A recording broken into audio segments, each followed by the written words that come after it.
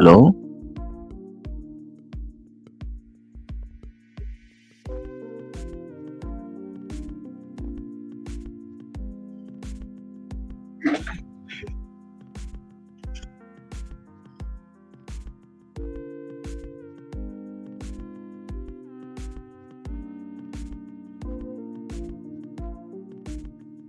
Hmm.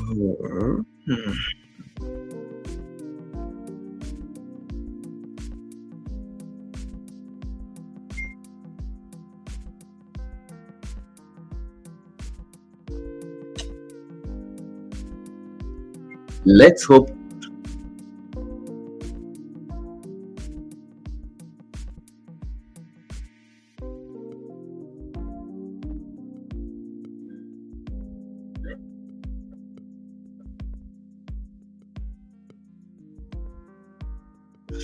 All right. Good morning to everyone.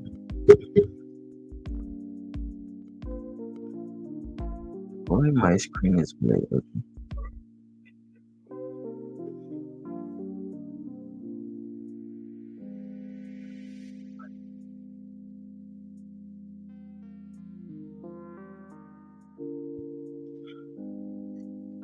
Okay, let's hope today the network will be favorable. We are not going to get any network breakage or something. Let's hope it will be good for today. So let me check if it you are in.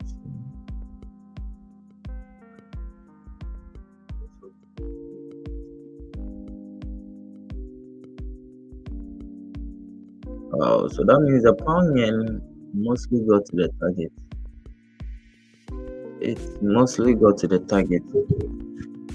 All right, so let's check the fundamentals and see. So, good morning, everyone on YouTube, on Telegram, or Zoom. Good morning, everyone. I hope my network okay. No one is signal.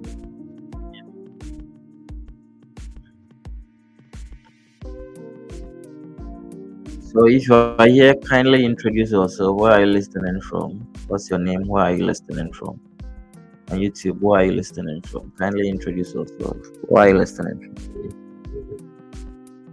What's your name and where you are listening from? What's your name? Where are you listening from?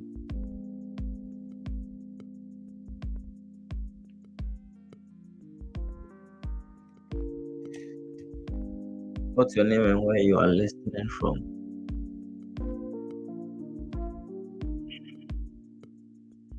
Okay. So Enoch from who?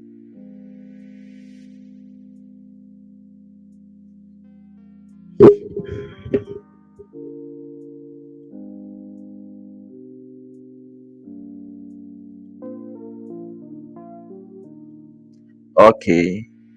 Hello. Hello.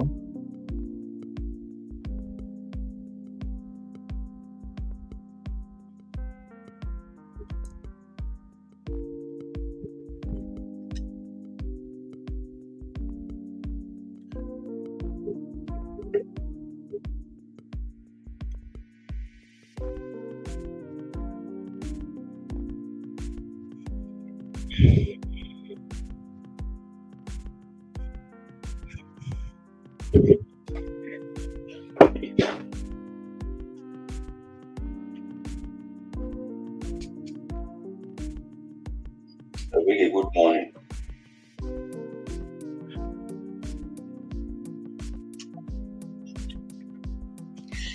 Good morning. How are you? I'm fine. How yourself? I'm doing well.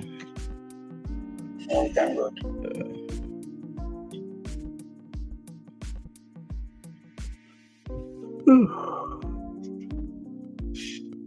Okay, so let's move on straight to the activities for the day. So today is 9th of October. So we had the only high impact news that we had was on the New York section. That was the official cash rate. Let me check GBP and ZD and see whether we had some effects. GBP and ZD. We had NZD bank rate.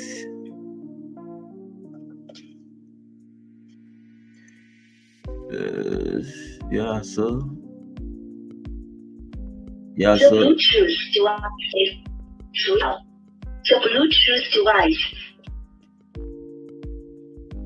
so around 1 a.m. we had this news candle. So around 1 a.m. we had a news. Around 1 a.m. GMT we had it. So this is the news candle. This is the news candle. So this is an interest rate news candle. So it was very impactful. It was very, very impactful. So aside the NZD around 1 a.m. for the lending session, we are not having any high impact news for the lending session. We are not having any high impact news for the lending session. We had news event around 2:30 p.m. Crude oil. We are going to have. So this is just a medium impact news. So 6 o'clock p.m. you are having FOMC meeting minutes. So just an announcement concerning the next release of the interest rate. So nothing like it, even though it's going to have some effects, but we can't trade it. You can't trade it in case maybe you are someone who trades high impact news. You gamble on high impact news. This is not a news that you have to trade. But we are going to FOMC meeting around 6 p.m. So tomorrow, today is Wednesday. Okay, so tomorrow is Thursday. Thursday we are going to have CPI on Thursday, and Friday GBP and unemployment rate. So I think today is going to be a cool day.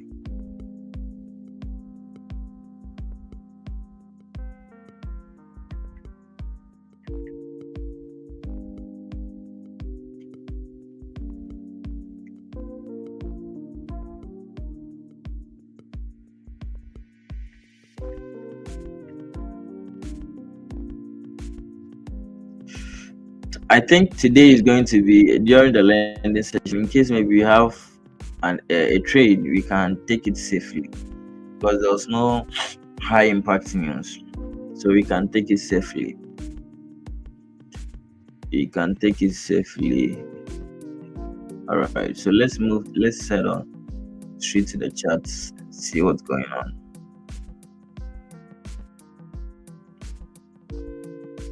So I hope my network is good for today. Those on YouTube. Okay, so let's analyze everything afresh. So when it comes to GBP JPY, I think the sell that we took the other time, it hasn't completed or ended yet. So we still have some opportunity to take a sell in pair. So now my account has been approved to trade it. So they've given me everything. So I think now. So the monthly time frame. When you move to the monthly time frame, let's plot out your various support and resistance. So we had a support over here. So especially if you have been joining the stream and you have been confused on where to draw the support and resistances, with a bootcamp, you need to join the bootcamp, because the bootcamp, I'm going to explain everything what I see before I'll plot out the support and resistance. So if you miss out this bootcamp, you are just doing yourself, because the next bootcamp, I'm not sure I'm going to charge something like less than 1,000 cedis. As I've been saying, if you're in Ghana, I'm not going to charge like something like 50. Let me say 50, less than $50 next time, because this thing is really going to drain me. It's really going to drain me. And one thing is, the thing I'm teaching you over here is not someone who is testing out strategy. You get it? It's not a mentor who is testing out a strategy. My strategy really works. You get it? My strategy really works. So I'm not someone who is testing out something. You are going to maybe say the person is now testing out his strategy or something. I've already figured out how the thing works. So next time I'm not going to charge something like that. And one thing you have to know is, the more my skill sets increase, like the more I improve on my skill set, the more my value goes up. So if you have not registered, next time you're not going to get something affordable like that. It's just for the first time. That's why I'm charging something like that. And I want only 10 people. You get it? I want only 10 people. And now the slot is almost about to get filled. If it finished, I'm going to close it. When I close it next time, you're not going to get something cheap like that. So kindly take action now. All right, let's move on to the monthly time frame. So we had support.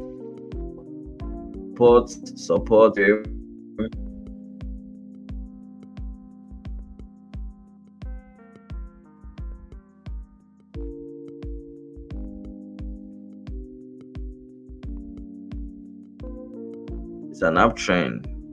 So YouTube, can you hear me well? Is my network okay for today?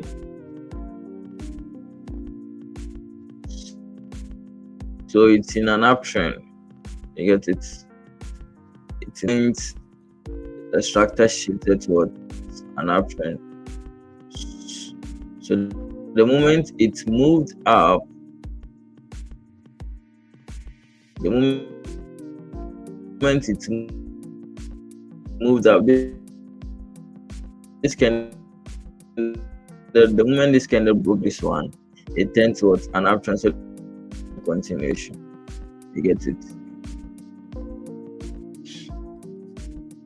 So we had there was a support over here. There was a support over here. At the weekly time frame, there was a support over there. So when you move to the weekly time frame, so the weekly time frame, I'm seeing a big sell potential for the weekly time frame. So the weekly time frame, we had a support over here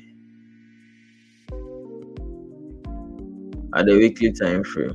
So the weekly time frame is still what an uptrend, as we explained yesterday. Since the candle hasn't broken above, since the candle hasn't broken below, even though it has broken, but it hasn't closed yet. Okay, so still it's an uptrend. You get it? It's an uptrend. We had higher high.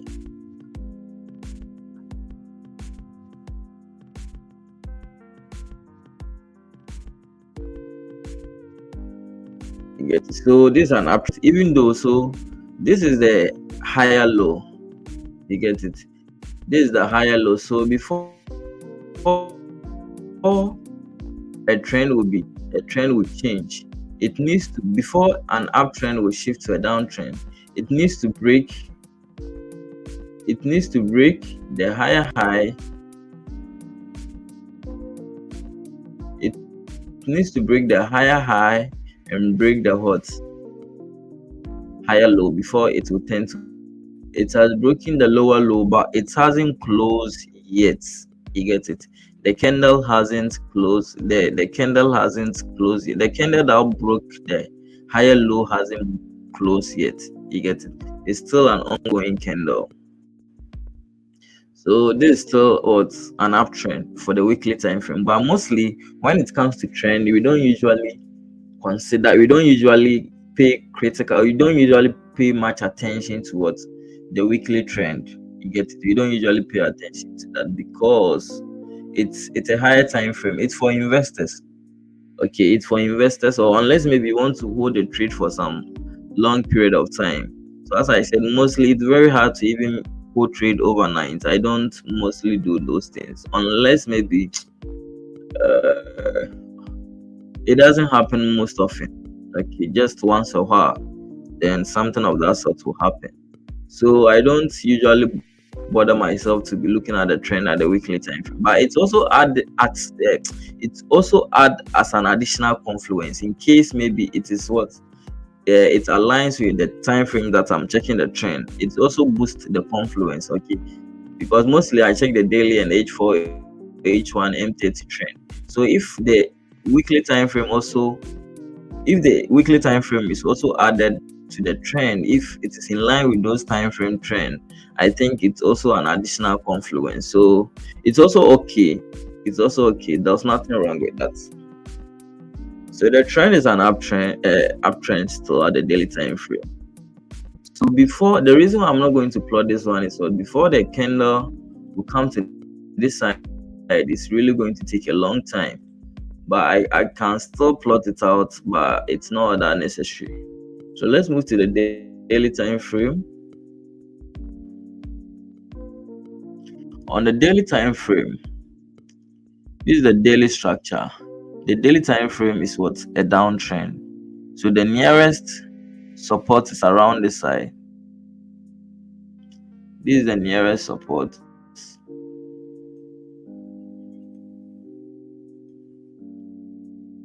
This is the nearest support. So the daily time frame is what? A downtrend. It was initially, previously it was an uptrend. The moment this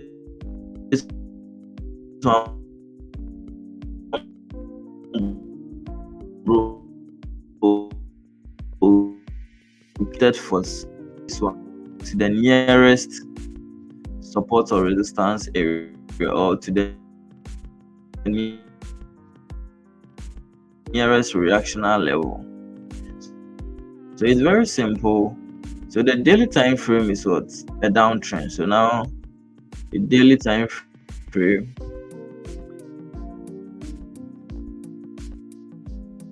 is a downtrend.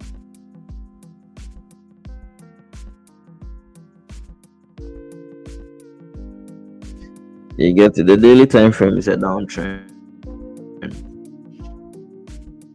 So let's check out the.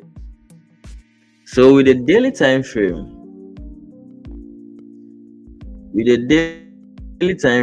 we had a zone for price to fall. So we had a resistance. We're having current daily resistance over here. You get it? You're having daily resistance over here. So you have a tradable zone. When you look left, you have a tradable zone. So this is the tradable zone. You get it? Tradable zone over here. So when you move to H4 time frame, we are trying to trade the zone at the daily time frame. But before that, we need to pay attention to the H4 area of interest. You get it? You have H4 area of interest. So we have support as the candle has broken and closed. So the candle needs to break and close like what happened at yesterday's during the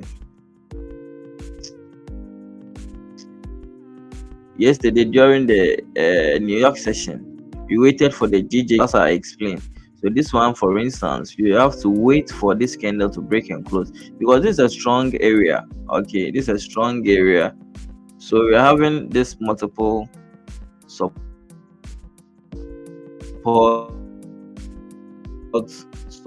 price. If you are watching, we are seeing multiple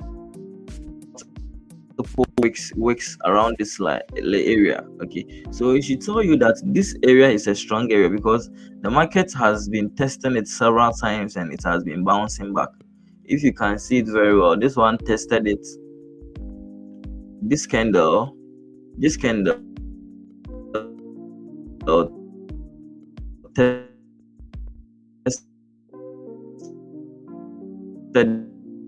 it, bounce back, tested it, bounce back, tested it, bounce. Include this area has been broken, unless the candle has the body of a candle has broken, unless the body of the candle is broken below these zones before we can confirm it to be what? A break, not a wick. If the candle is moving and it hasn't broken it, we can't conclude what there has been a break of what structure. So kindly take it. If the candle hasn't broken it yet, we can't conclude it as what there has been a break of what structure. So unless a candle break and close below, candle to break and close below this area to take a sell to this is going to be the target. This is going to be the target. Okay, so let's check the pip range. The pip range is around 32 pips. You get, I think it's okay if you are going to get this 32 pips. It's okay. So but before that, we need to wait for the candle to close below. We are not going in for sell. We are going in for what? A buy, because all the higher time frames are pointing down. The daily is pointing down. H4 is pointing down. H1 is even what? A downtrend. The only thing left now for us to take the sell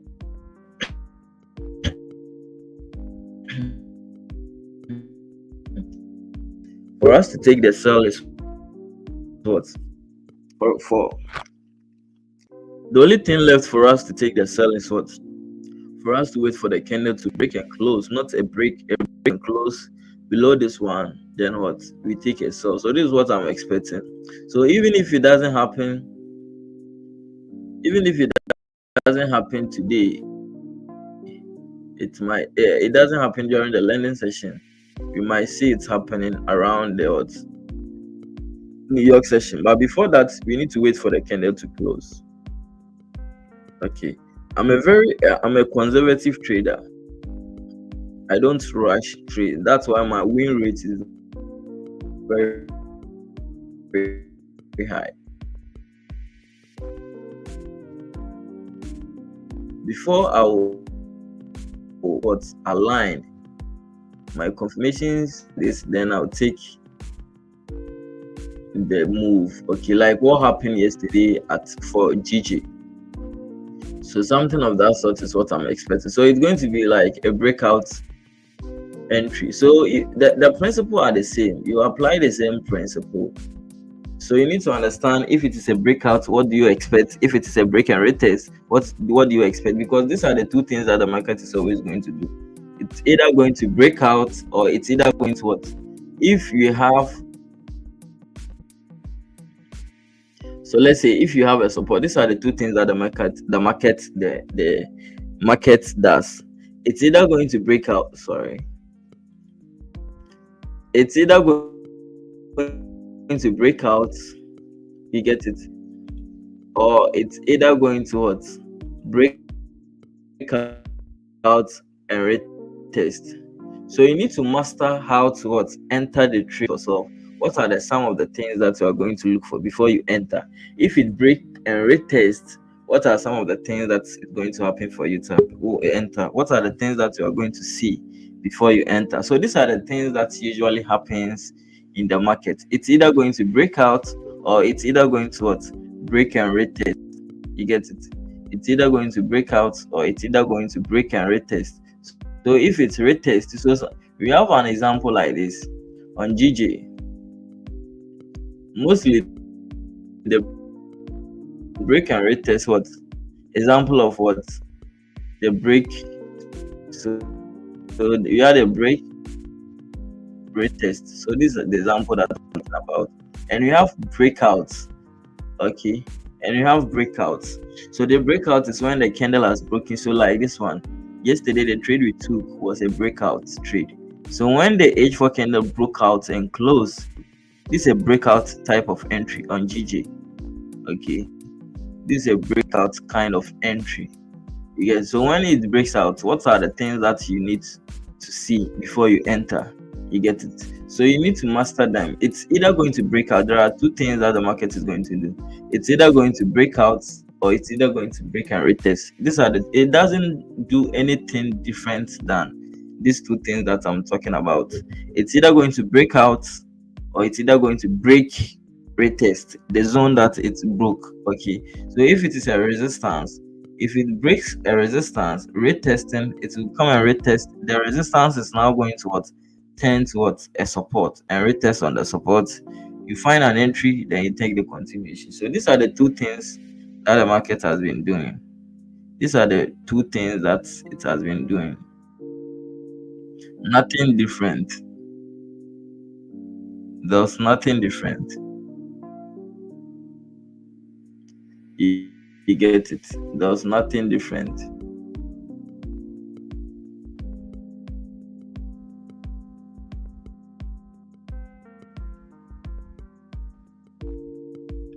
So as I'm saying,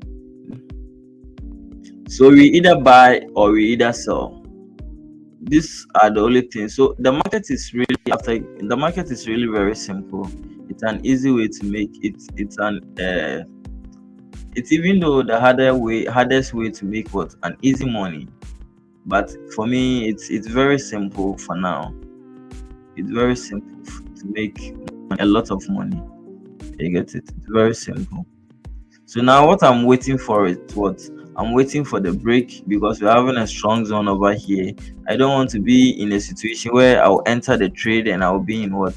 a drawdown. Okay, even though the setup, so as I've been saying, there was difference between setup and entry. You get it? There was difference between setup and entry. So sometimes you get a setup, but you will not get an entry. So this, for instance, we all know the setup has aligned. Everything is what the daily trend is a downtrend. H4 is a downtrend. H1, everything is a downtrend. This is a setup. The setup can either be breakout or retest. But when it comes to entry, there's what a setup, but there's no entry. You get it? There's no entry. So you need to know. So if I tell you the market is going to sell, that doesn't mean what I'm going to sell what upfront. I need to wait for confirmations. I need to wait for my entry confirmations before I will enter what a sell. So these are the things that we usually consider. So take note of that. These are the things that we usually do consider when it comes to what, taking a sell. You get it? Taking or taking an entry. So know the difference. There's difference between setup and entry. Sometimes the setup, you'll be getting a setup, but you'll not be getting an entry. Sometimes too, you will not get the setup at all. So if the setup aligns, it doesn't mean you need to what, take the sell up. It doesn't mean what, you need to take the entry up front. You need to wait for an entry confirmation. So if, even if, as I'm saying, if this one close, if the H4 candle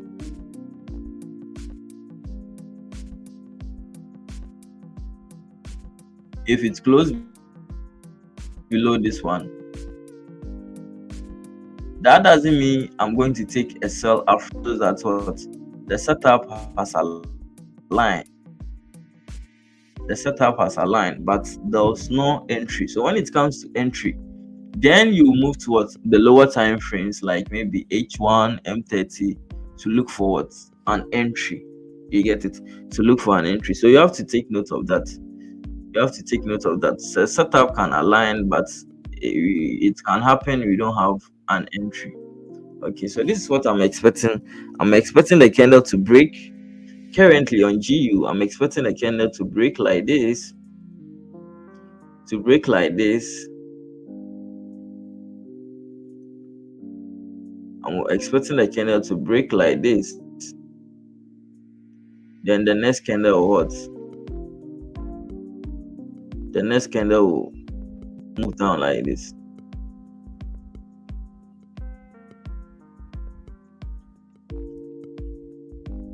This is what I'm expecting.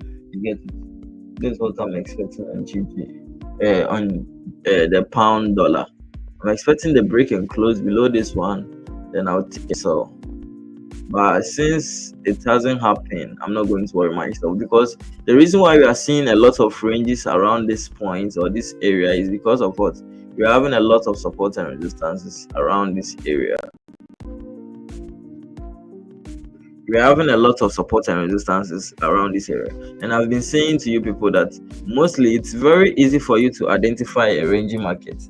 If the market is ranging, it's very, very simple to for you to it's easy for you to know if the market is going to range. So if the market is going to range, if you have multiple support and resistances around an area, it's easy time frame, because this one on the higher time frame, we had what?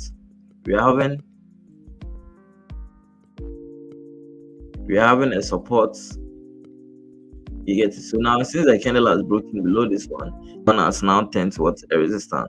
So we have a resistance, support. You get it? So if you are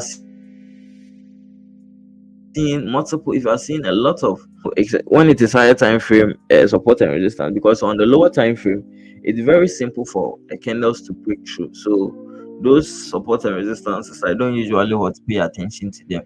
So on the higher time frame, when you see multiple support and resistances, it's easy for you to know that what, the market might be ranging at that level. You get it? The market might be ranging around that level. So now we are not going to rush to take a sell now close. Okay, because there's no guarantee that what this candle that is moving is not going to be a fake out candle. So that's why if you hear of fake out, fake out, fake out, it simply means what? Maybe it's fake out simply means instead of the candle to move to the right, the direction it is moving, it will it will be moving like as if that's the what it's going to close around that area, and it will return towards it will return back to where it came from.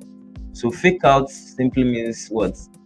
Yeah, that's what I've explained. Like trying to move as it trying to move now as if that's the it's going to close around that area and it will return back. You get it?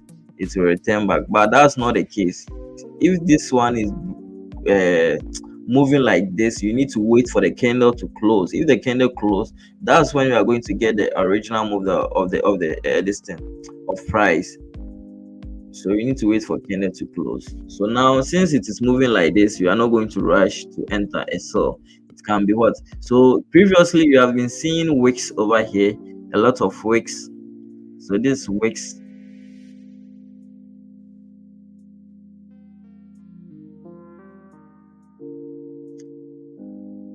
a lot of wicks. So is the same thing that might happen if the candle down. That is what appropriate to use for confirmation is the body of the candle. Okay, the body of the candle is what gives what it's what gives accurate confirmation. But if you are using wicks, if you are using an ongoing candle, it doesn't give an accurate confirmations like that. So kindly pay attention to that. So now I'm not even worried that I'm going to miss a trade or something. I know because most often that's what happens. It will try to move down and it will work again. So I'm going to wait for the candle, patiently going to wait for the candle to close. If I miss it, cool. If it because that's my trading plan. My trading plan is wait for the candle to close. If the candle close, I will take an entry. So if I miss it, if it moves before me, if I don't get the chance to enter, I don't lose anything. Okay, because I need to stick to something that I've seen it happening more often, and it has been giving me positive expectancies. So if it hasn't closed, I'm not going to take the trade. So this one might be a fake out. So let's move on. So we had a buy yesterday during the New York session. I talked about everything in the private group. So we discussed everything on the private group about GJ. A lot of range around this side. A lot of range. Break of candle. There has been a breakout of candle. We need to always wait for the candle to close. Okay, we need to wait for the candle to close before we can take what buy. So we waited for the candle, which is the H4 candle, to close above the consolidation areas or the ranging areas. We waited for the candle to close above before what we took the buy. You get it? You waited for the candle to close above before you took the buy. So I took the buy around the side, the 30 minutes pullback.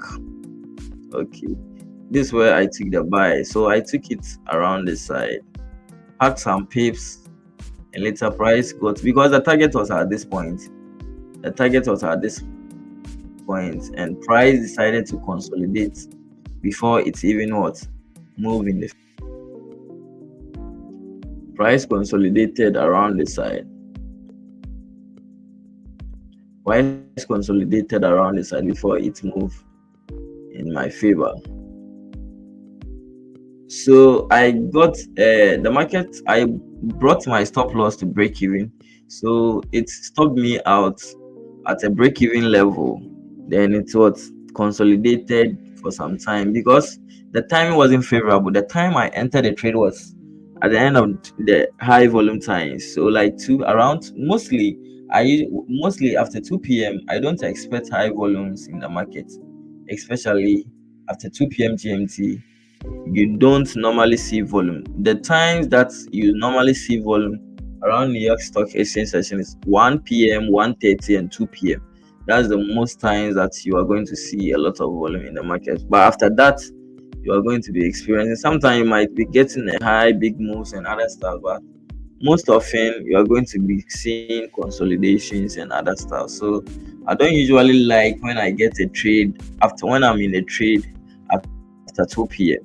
After 2 p.m. you are going to see a lot of consolidation. But sometimes you might be fortunate, you might be lucky, and around five something you'll be seeing some volume. But it's always better to trade the better volume is when you are trading the lending session around 5:30 a.m. GMT to forward. Okay, that's when it gets good volume. So let's see what's happening on GJ.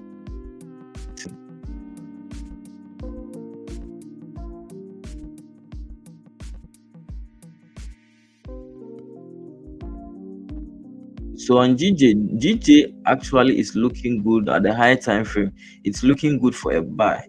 Okay, you see this one even on the monthly time frame. I'm expecting the monthly time frame to come to this side because as the monthly time frame was an uptrend, as it was an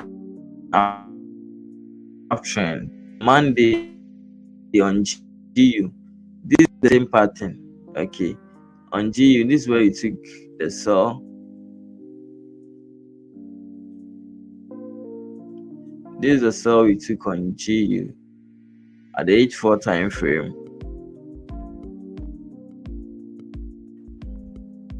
So at the H4 time frame, you get it. The candle broke out. The market price broke out. Rate this is where you took the sell. You get it. This is where you took the sell. So it's the same thing that is happening on what? The same thing happening on GG. On GG on the monthly time,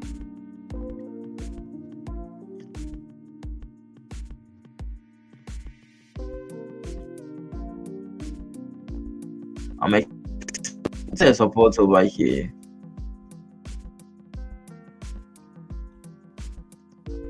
We had a support over here.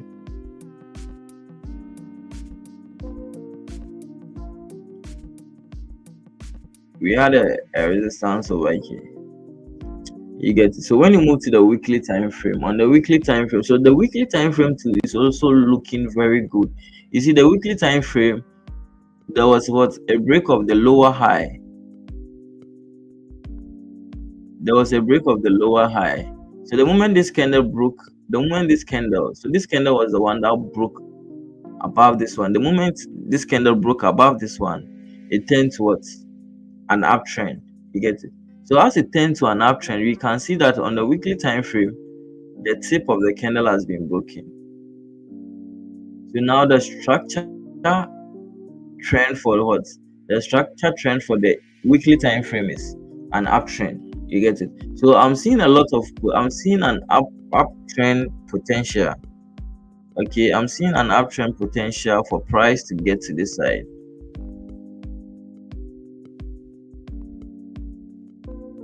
I'm expecting it to happen on GG. Okay, but as I've been saying, this is just a competition. It's among buyers and sellers, so we don't expect price to move straight forward like that. By all means, you see some retracement. So I'm expecting price to move to this side, but it hasn't started. But we can't take an entry on the weekly time frame because if you are taking an entry, I think you need a bigger account. The stop loss is around 618 pips, which is it's not advisable. The pip volume, or yeah, the pip volume for GG is very very big. The pip value for GJ is very big. It's something similar to what gold. So if you're having small accounts, I will not advise you to trade GJ because you might blow your account. You might blow your account because some of the stop loss can be what, 60 pips, 50 pips, 70 pips. A nice setup, and we're getting like 70 pips as a stop loss. So if you're having a small account, the chances of what, in case, because one thing is what, the reason why we place a stop loss is in case maybe price is moving, price didn't go as planned.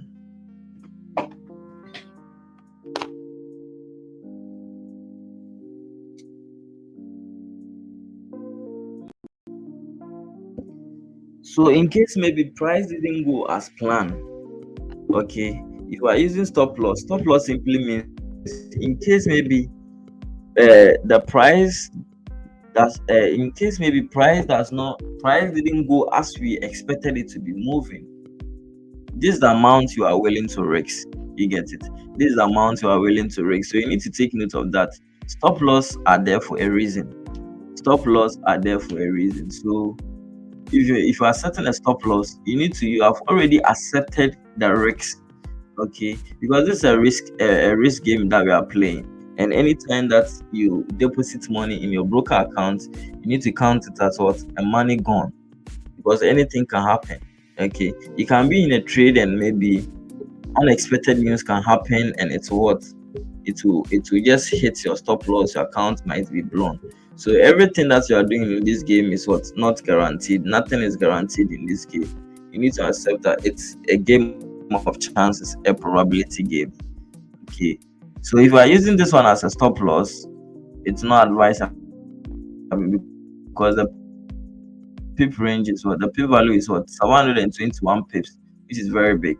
You get it? So you need to, when it happens like that, you need to go to the lower time frames, to move to the lower time frames to find an entry. Okay, you need to go to the lower time frame to find an entry. So when you move to the daily time frame,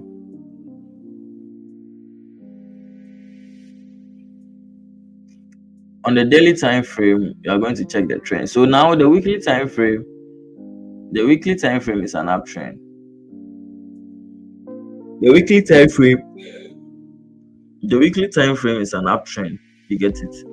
And the weekly time frame, we have support over here.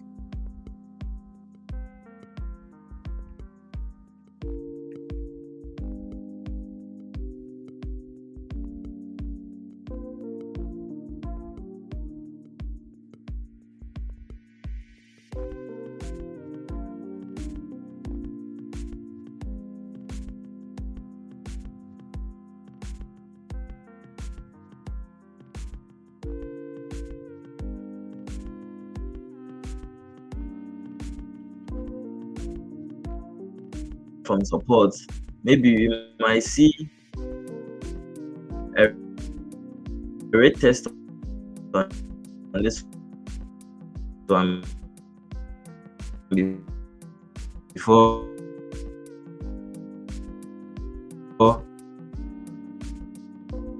the trend will continue out. I'm expecting a pullback to the what, the level that it's retested, the level that it broke before it will continue up at the daily time frame. So the weekly time frame is an uptrend. The weekly time frame is an uptrend. So on the daily time frame structure is kind of very, it's kind of consolidating, ranging. So we had higher high, higher low, higher high, higher low, higher high.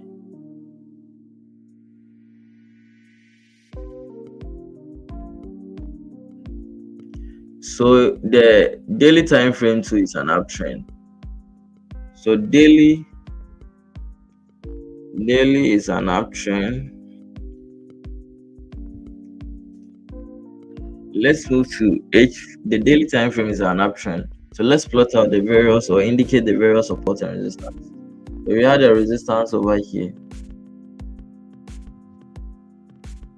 at the daily time frame. We had here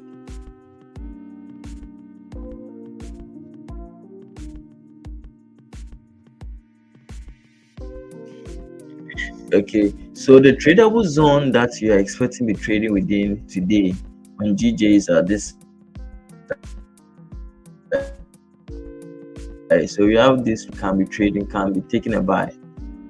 Okay, can be taking a buy. So this is the support.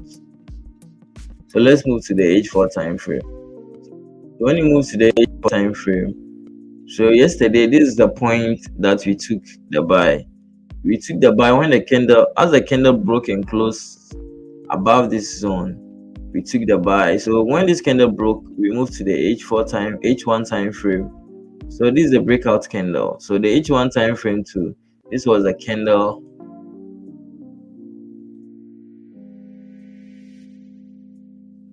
This was a candle. Okay. So around the 1 o'clock candle was the one because of the volume. Okay, so sometimes I become aggressive based on the volume. So if we are going to be having a lot of volume, sometimes I just go in aggressively. So that aggressively means what? Maybe my entry confirmation hasn't aligned properly, then I will go in aggressively. Because sometimes at normal times, if there's no volume, I need to patiently wait. But maybe if I see an upcoming volume coming into the market, like maybe during the lending session, maybe lending is about to open, like this one. This is the lending open candle. Maybe lending is about to open, maybe New York session around 12:30. I will go in aggressively. You get it? I'll go in aggressively, or maybe around 1:30 p.m. to 2. I'll go in aggressively because I know we are going to be having an upcoming volume coming into the market. So I'm going to go in what? Aggressively to catch those moves. So you need to take note of that. So this is the point. So because this is the so I traded the 1 o'clock candle. So when you move to the M30,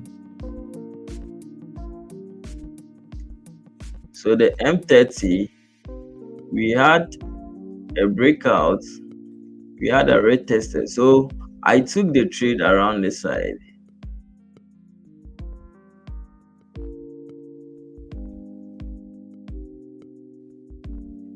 This is the point I took close around this side. This bearish candle close, I took the buy because I knew it's close to the area of interest.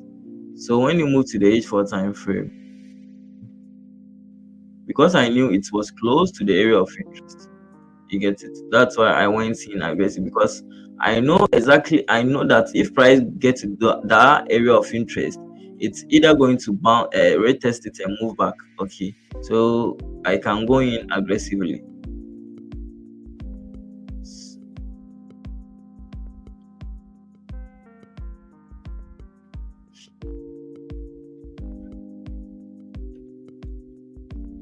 So when you move to the H1 time frame,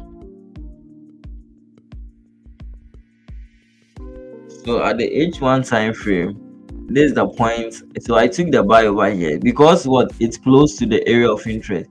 So from where I took my entry to the area of interest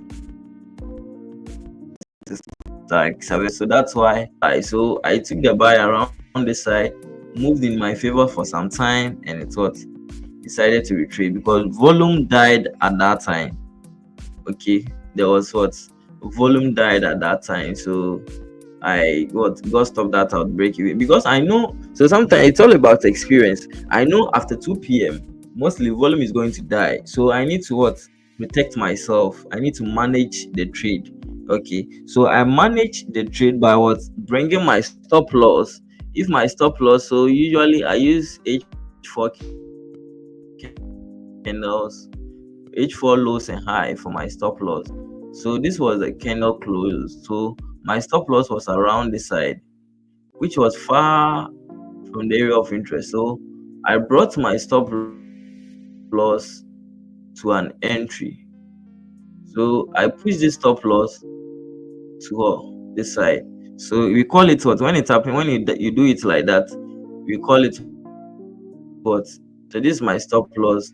So I shifted the stop loss to this is my entry price. I shifted the stop loss above the entry price. So if price is coming back, it's just going to hit. Okay, so this is what I traded. So you need to understand when volume is in the market, and when you need to understand when you are going to you are going to expose your entry, or you are going to expose yourself to the market. You need to manage trade. Okay, you need to manage trade even though it hasn't gotten to your target. But if volume is dying, if there's high impact news, if there's those economic news coming into the market, you need to manage the trade. Okay, so this is the point. I manage the trade. I allowed price to what come to the break-even level. So this one, I didn't get anything. I didn't lose anything in the market. Okay, so break-even, that's the meaning. If price comes to your break-even, you are either going to what? You are not going to lose anything. You are not going to gain anything. Okay, so maybe sometimes the only thing that you are going to lose is what? So I make sure even spread. The only thing that you are going to lose is what? Maybe the commission or the spread that your brokers are going to charge you. So maybe less than 2 pips. That's what you are going to lose. So price came into my what? Trade. I don't trade. I don't expose yourself too much to the market, because in trading, what we are doing is what? We are what we are trying to do is what? We are managing, we are protecting our capital.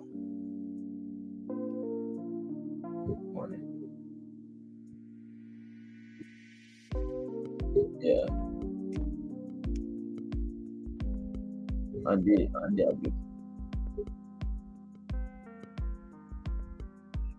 Yeah.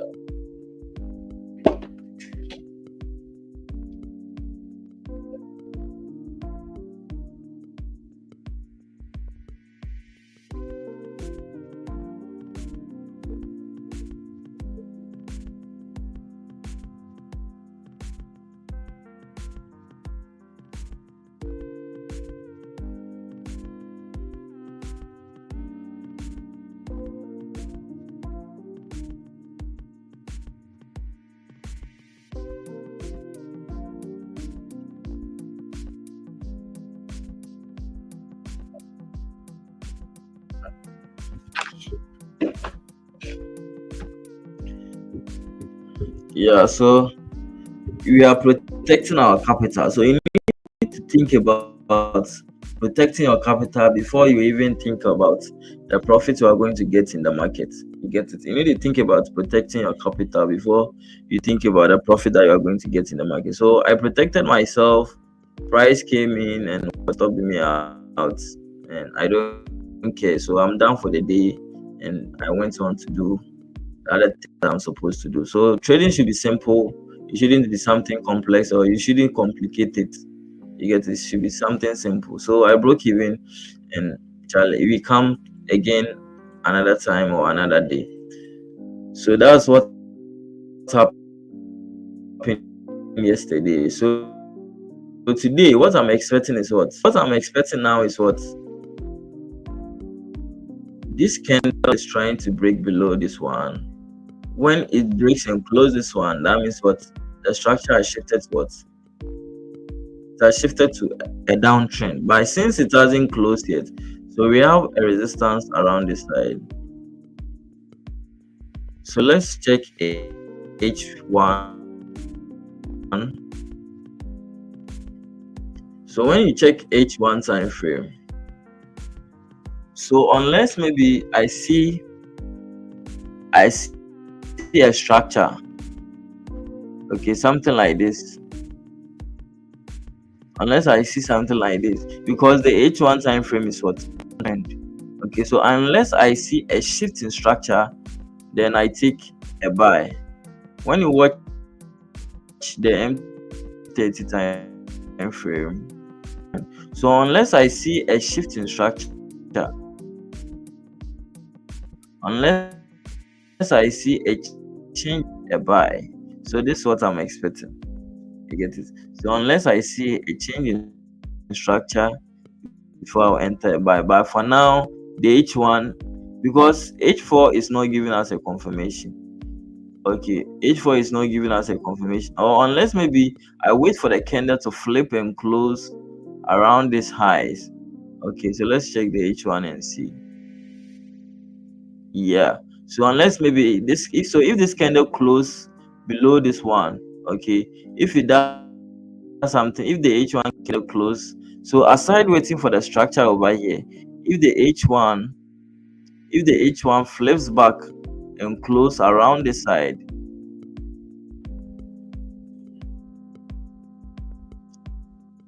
if it's close around the side, I'll be taking a buy to this side.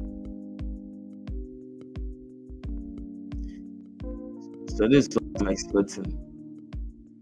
Because if the H1 candle close around the side, it's still what, a downtrend.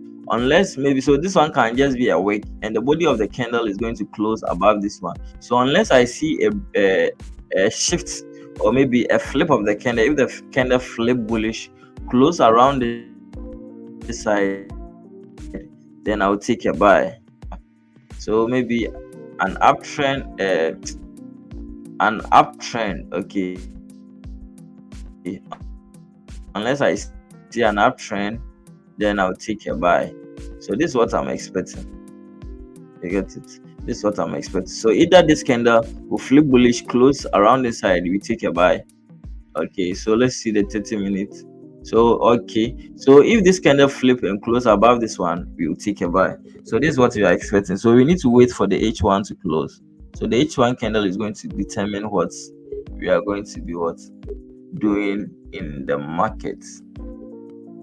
So this is what I'm expecting. I'm expecting this candle to flip back, close this one, because I'm not interested in this sell. Okay, because the daily time frame is an uptrend, H4 time frame is an uptrend, H1 is an uptrend. So the now we are waiting for confirmation. So the confirmation is what? To wait for the candle to break and close around this one, which is what? H1 time frame. Then we take a buy. So we are looking for a buy on GG. So gold,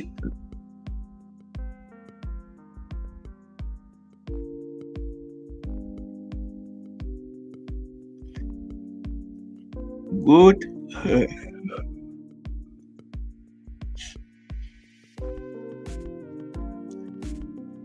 is still what? We don't have a lot of ranges on gold. We don't have a lot of ranges on gold. Yeah, so I think it will be good if gold is going to, if the H4 candle is going to break, if the H4 candle break below this one, I think it's good. It will be a good sell. It will be a good sell if the H1 candle is going to break below this one. It's going to be a good sell.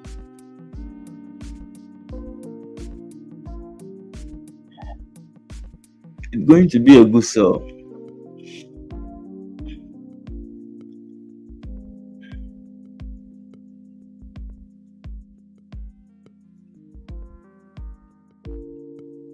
So if the H1 cannot break below this one, we have a lot of ranges around this side. So this is the next target.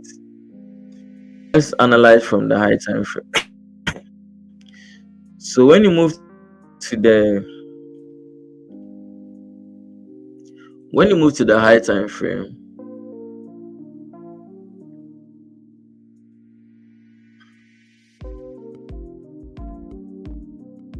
so on the weekly time frame, there was no structure looking left. You get it? So the nearest level is around this side.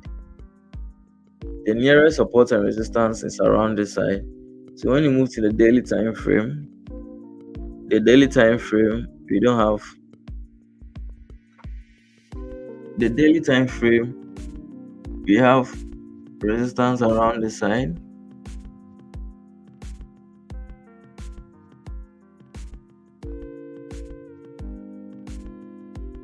You get it? At the H4 time frame. So the daily time frame is a downtrend. We have support over here at the H4 time frame. So we have a nice range at the H4 time frame.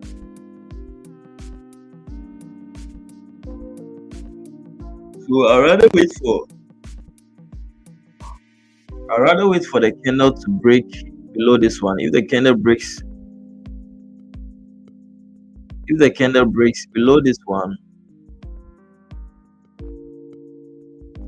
if the candle break below this one, we can be taking as but before that you need to wait for the candle to close. Because the moment you see how this one has been created is the same entry that we took yesterday. So this one happened, I think, during the Asian session. So this one created a support. So the moment it broke this one, there was a stop.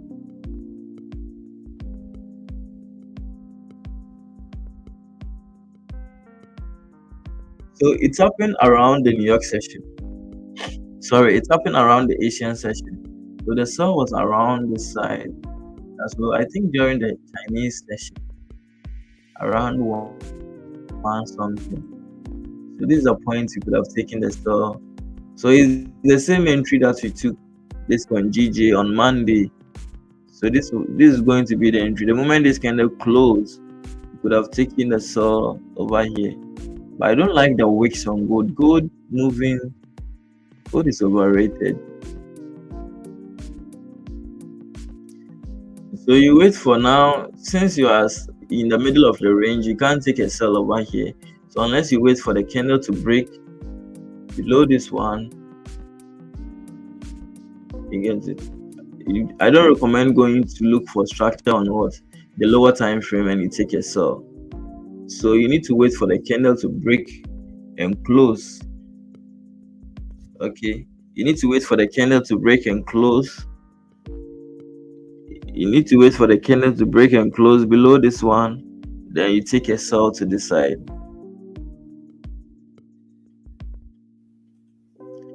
You get it. This is what you are expecting it to happen.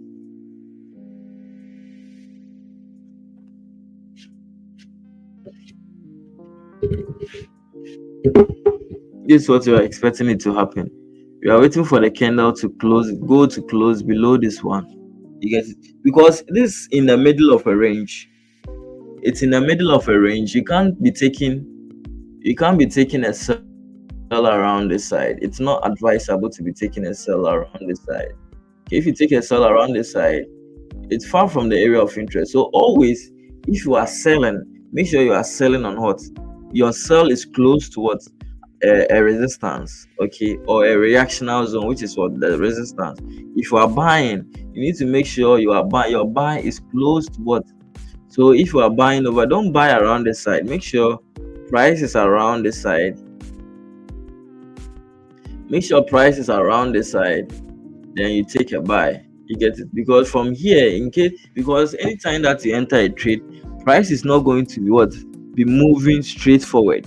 You get it? But only sometimes it will pull back to the extent that it will even try to stop you out. But for all those things, they are what fake out.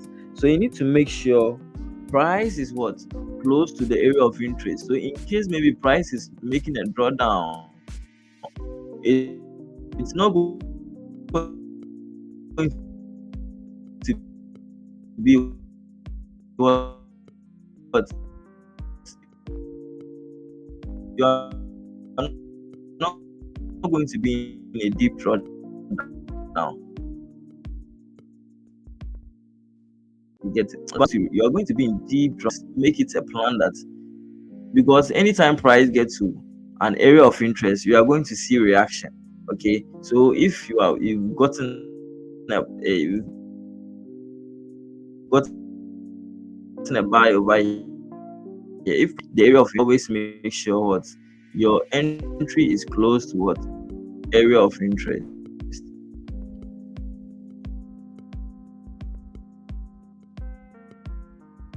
So something like this, you get something like this is close to the area of interest. So if you are buying, make sure you are buying on what close to what a support. If you are selling, make sure what your entry is close to what a resistance. Get it? Don't buy in the middle of a range. So we are expecting gold to what come down to this side.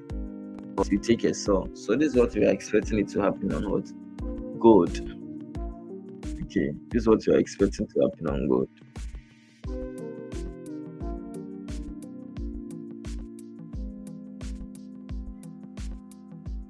So as I said, GJ can be hot because this zone is a strong zone. So we had what? Support, support, support over here. So I'm waiting for the flip of the candle on GJ. If the candle flip bullish to this side, then we take a buy. It can just be a flip because this zone is a very strong zone. So now we have gotten a support to again over here.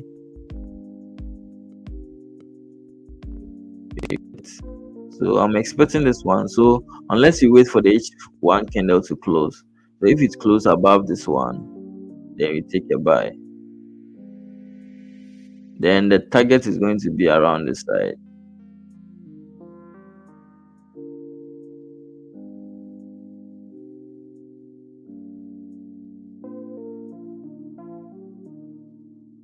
The target is going to be around this side, a very short pip range.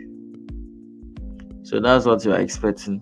By the pip value on GJ is very, I never expected it to be something big like that. So if your account is small, kindly in, so some people don't even check those things. They just enter the trade. You need to be checking those things. Before you enter a trade, make sure you've calculated. First of all, pull your pip range, calculate. So from my entry by what? Your loss size value, the value of the value for the loss size. So maybe if you are using 0.05, the pip value is what? So you multiply 0.5 by the pip range. So maybe if the pip range is what, let's say 70, so you multiply 0.5 times 70, it's going to 35. So that means if price is coming against you, if the price is pulling back on you, you are going to lose $35. You get it? You are going to buy. So you need to ask yourself, are you willing to lose such an amount of money?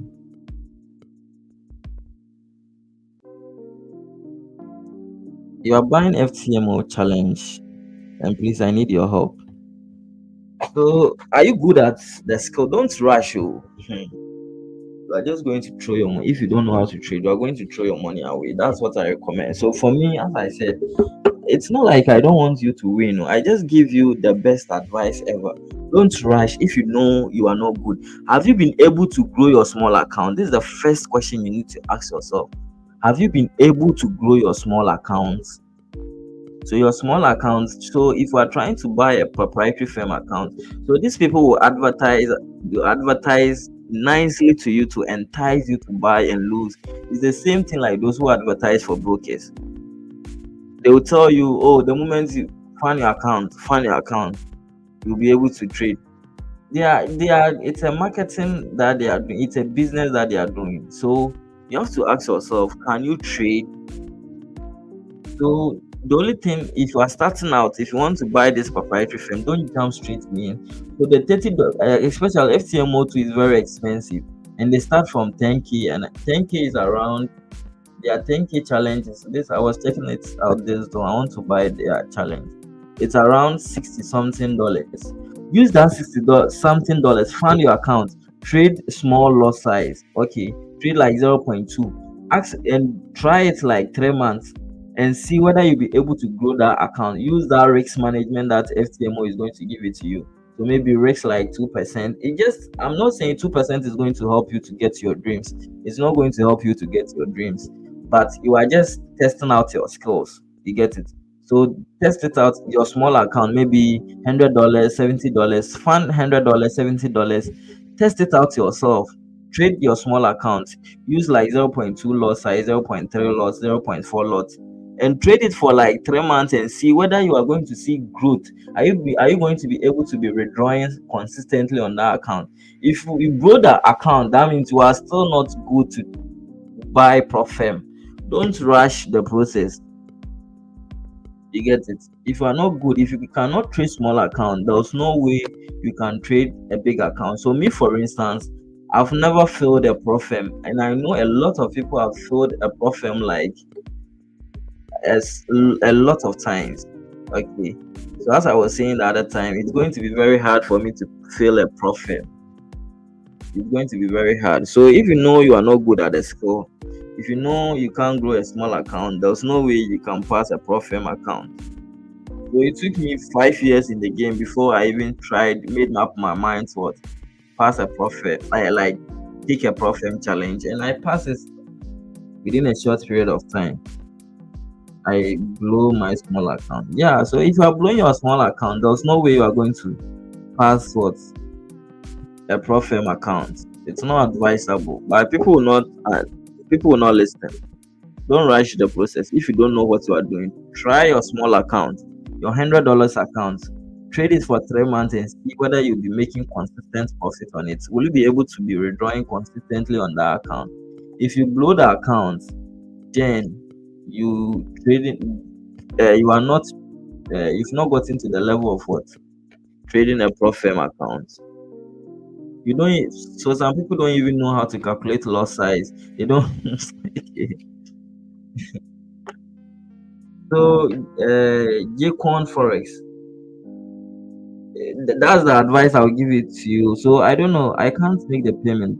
So are you using credit card or what?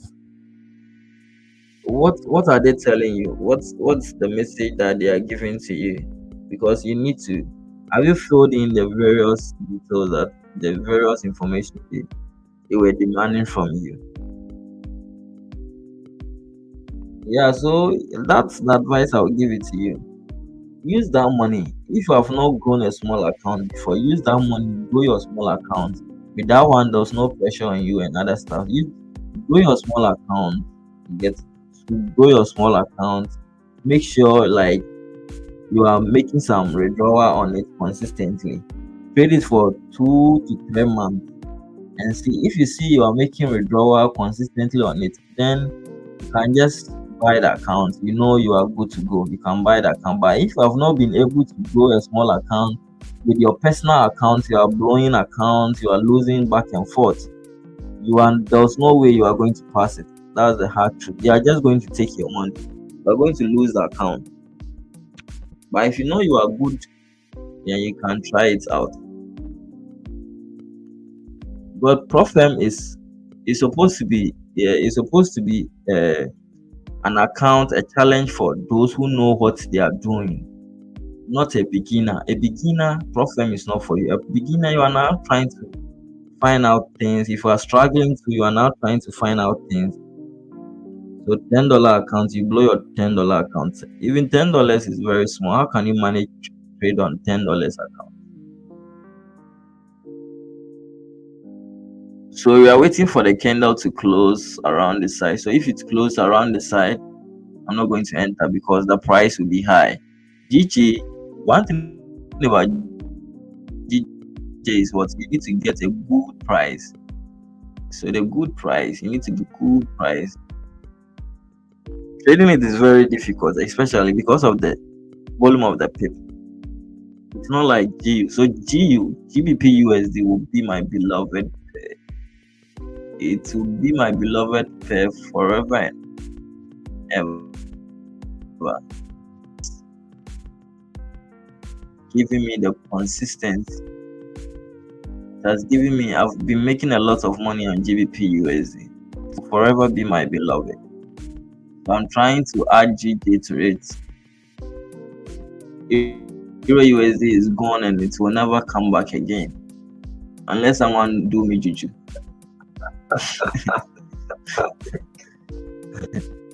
It will never come. So that the trade came to your stop loss, eh?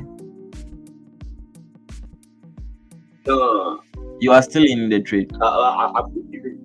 No. I broke even. So it will by all means hit your stop loss. Break even. Yeah.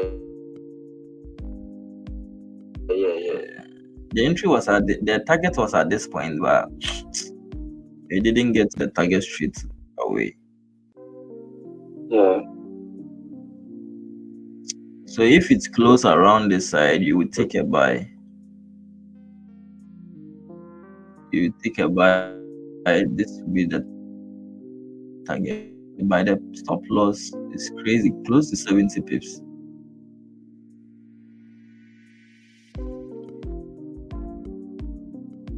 So the problem is not for a beginner. A beginner, if you don't know how to even calculate loss size, you are not good and those things, don't try it. Try your small account and see whether you'll be able to grow it consistently. If you can grow it consistently, then I think Profem is for you. Don't fall for the marketing tactics that people are using. You are just going to waste your money. I know someone who has bought Profem back to back, and still he has not been able to what? He has not been able to pass a single challenge. You are just wasting your money. Rather use the money to fund your personal account and trade it small, small. Trade it small, small.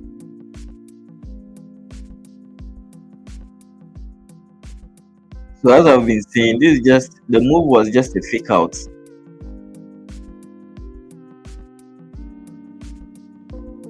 So if you fund your account $10, that means how many times are you going to trade it?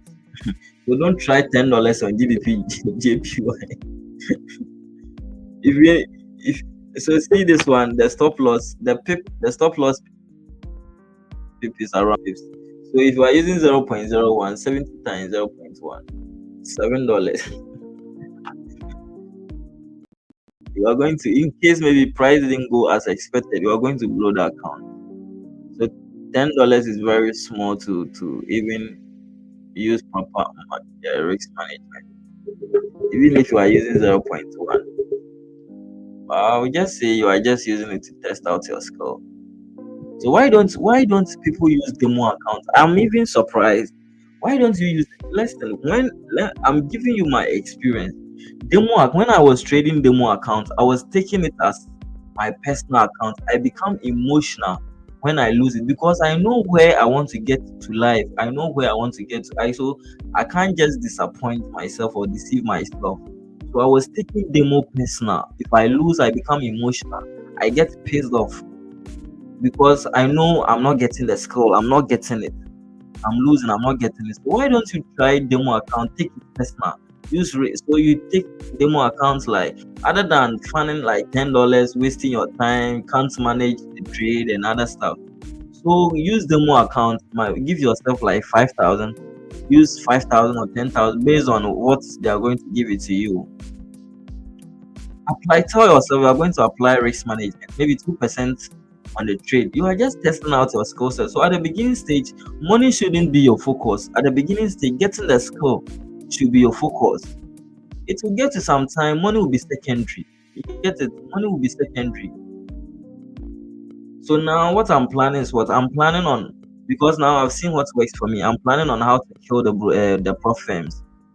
I'm trying to kill I'm trying to plan on how I'll be making money from prop firm challenges, because now there's no way I'm going to fail a prop firm. It's going to be very difficult to fail. So now what I'm planning, I've gotten the skill now.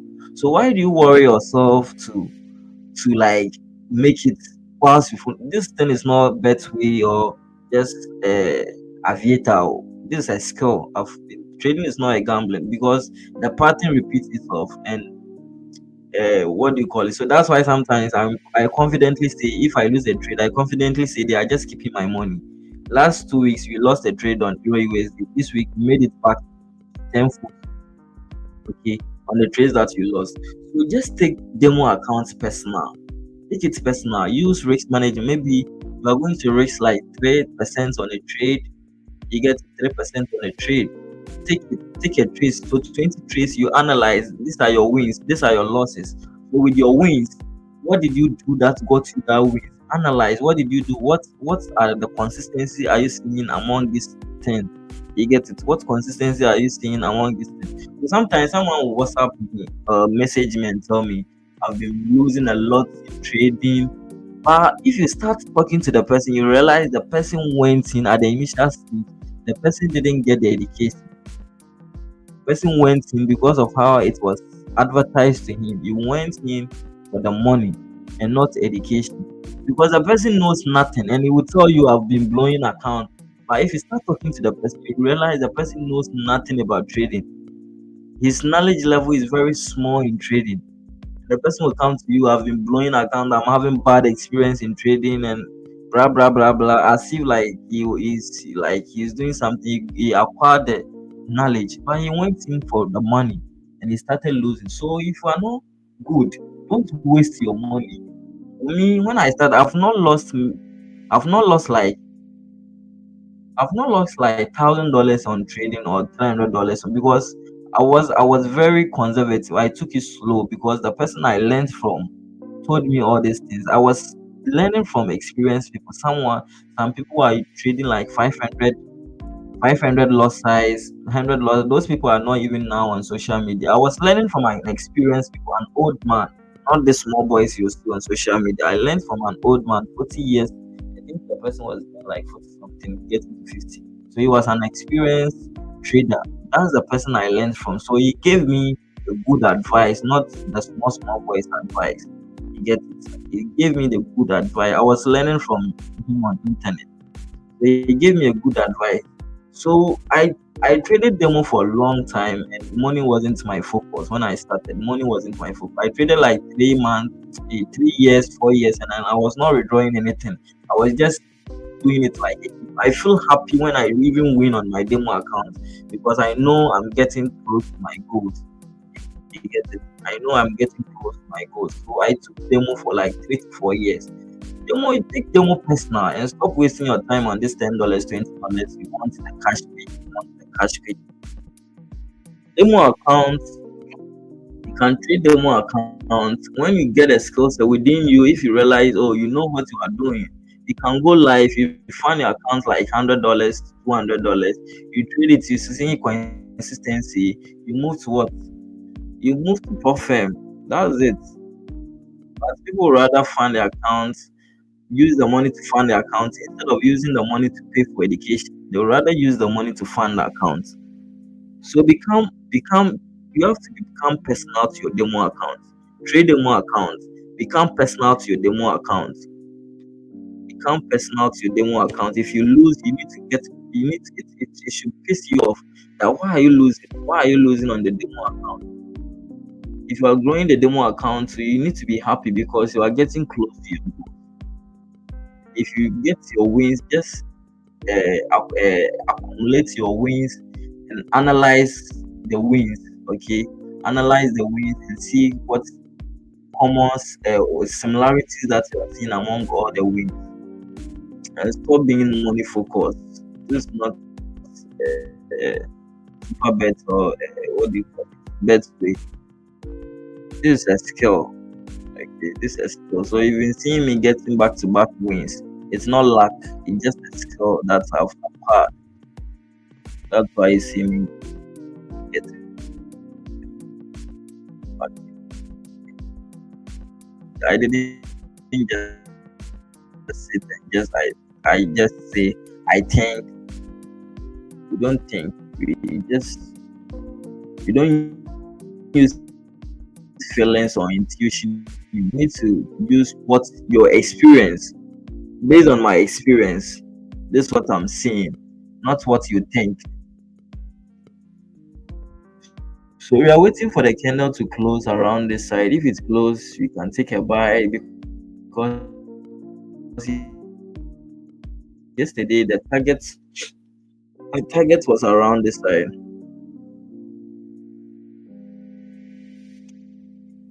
The stop loss. This is the logical stop loss.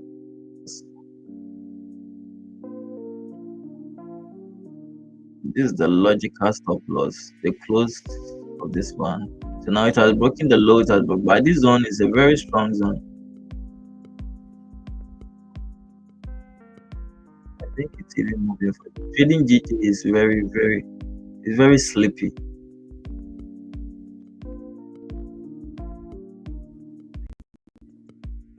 The stop loss is very big.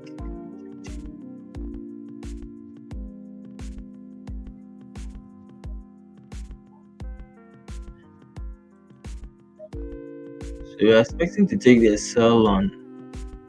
So you see, because the zone is very big, it's really struggling to. So you need to wait for the H4 candle to break and close. not the H1,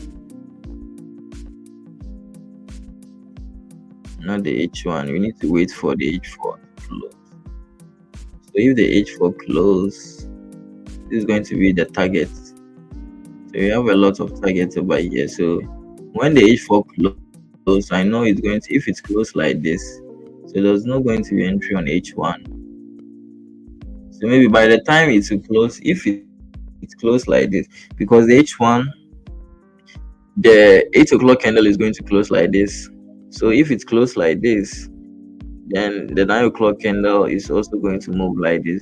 So if the H1 close like this, if the 8 o'clock candle close bullish, you are expecting the 9 o'clock candle to close bearish.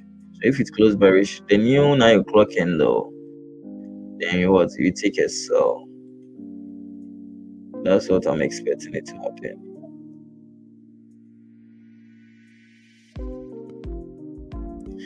That's what. And one thing too about trading is what, if you are having a day job, it becomes very difficult, because the best way to learn from the market is when you are experiencing its life.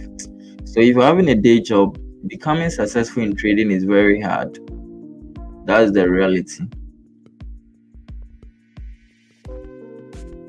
If you're having a day job, a job that demands a lot of your time, becoming successful, it's only few people that become successful in having a day job. You don't experience the market, you don't witness the market life. It becomes very hard, because experiencing the market, watching the market's movements live, that's what gives you more experience. But backtesting is very hard, unless you are someone who is wild, you are someone that maybe you want it very bad. Even if you're at workplace, you manage to watch the chat. If you manage to watch the chat, I became very good when I completed school and I was home. That's when the skill, I like, things started clicking. When I was home, like for 2 years, fully on trading, I wasn't looking for any job, fully dedicating to trading. That's when I became good. So after I got, like, I knew this what after I've gotten the skill, like after I started seeing results, maybe I went in looking for jobs and other stuff, because I know now, I know what I'm doing. So I just want some money to fund my account. So that's when I started looking for job. But I dedicated 2 years. That's what I plan of, dedicated 2 years for trading at home, just watching the charts. It was very tough because it wasn't easy. Because if you're working at a day job, it will become very difficult to get this thing. I think procrastination is what is worrying us as a beginner. Also indiscipline. And so as a Now we beginner, are praying. You know, we are praying that God should help us so that we can do it. We want to be among the few ones that are. it's not about God though, it's about you. So what are you also doing? God is not coming to do anything for you. Just, you need to find time for yourself. Okay. Yeah. So it's about you. So you need to, maybe if you're working at a day job, just maybe, if you're at a workplace, so what are the times that you're going to be watching the chat? Maybe if you can even manage to watch the chat. So it's all about you. Everything is all about you. How bad do you want it? What, like, as in the freedom that you want, to what extent do you want the freedom to be free? You get it? So it's all about you. And fortunate enough for you people, you've gotten me. So I think I'm giving you what works and what doesn't work. Someone who is close to you. So it's all about you. So, hello. Hello. Yeah, let me add up to what you just said. So, like me, I work 6 to 6 job with the mines. Yeah, I just came from night shifts and I'm behind my laptop listening to you and then also watching the chat. So as you said, it's all about you and how bad you want. Yeah. Because when I was also doing the night work, I used to after work I would sleep like 10 to 20 minutes. I'll wake up and watch the chat. So Wake up it's and then watch the chat. So it's all depends on you because how this thing, hard you. the secret in this game is when you watch the chat enough. That's when you become. You will not watch the next week. You come. Nah, consistency is the secret in this thing. So the difference between me and you is because I have experience. That's the difference. There's no nothing. The difference is the experience level. I've watched the chat enough for 6 years. There's no single day that I've not watched the chat. So I have a lot of experience. That's why the confidence is there. I execute life and those things. So if you also dedicate that time, watch the chat enough, you are going to be good. It's not difficult. Just watch it enough times. That's all. Money shouldn't be your focus at the initial stage.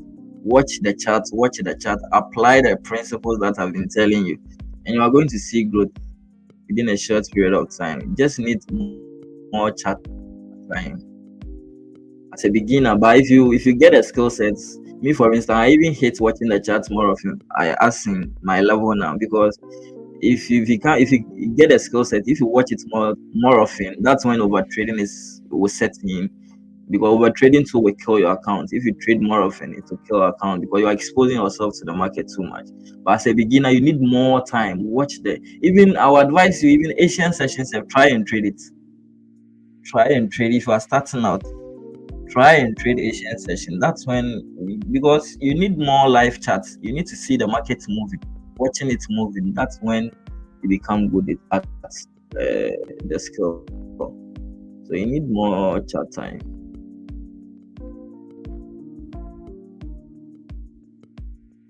And are you saying we quit any kind of job for now and dedicate and channel out?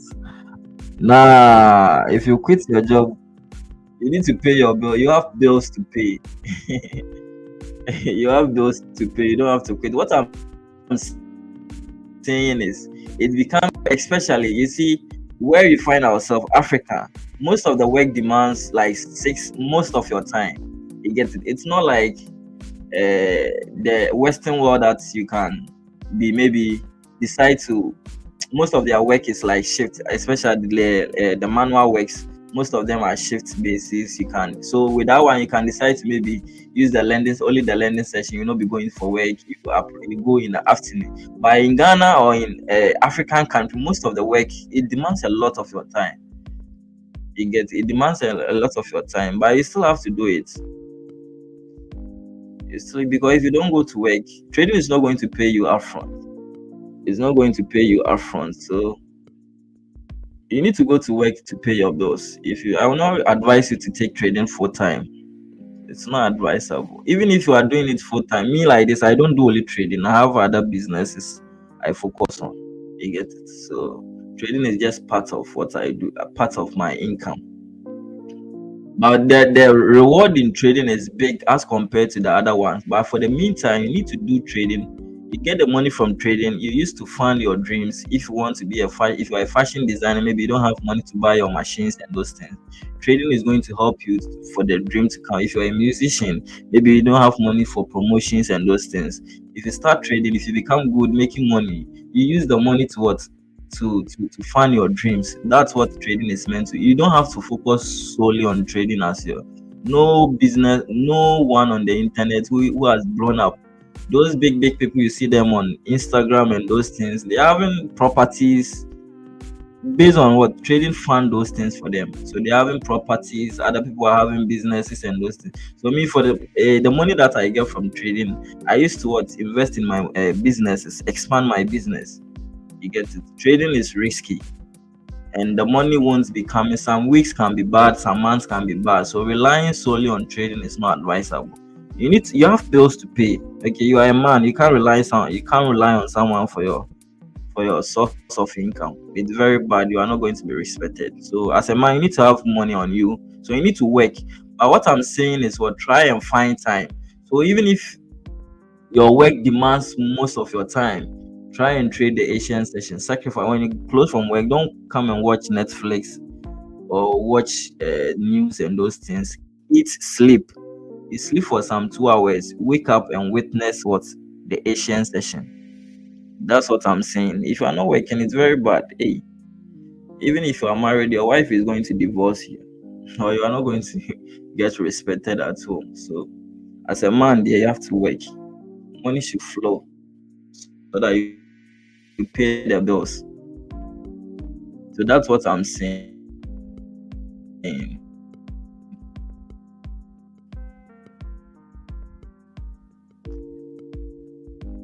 So 1 minute for the candle to close. But checking the stop loss, it's kind of it's very big.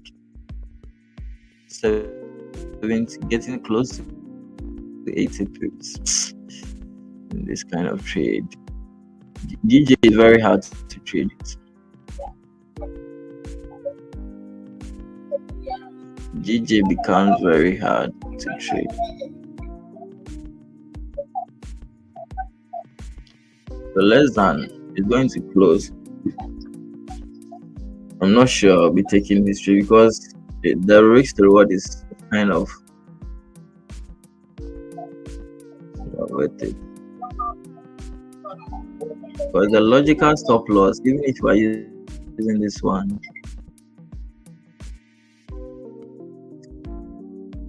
close to 55.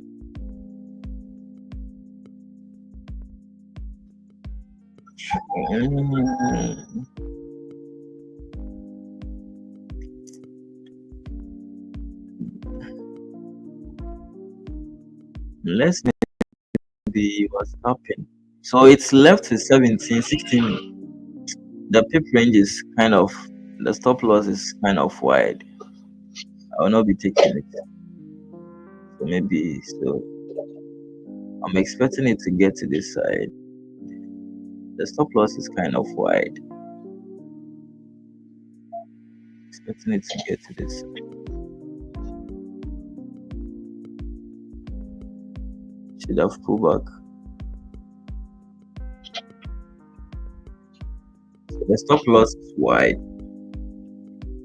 The stop loss is wide.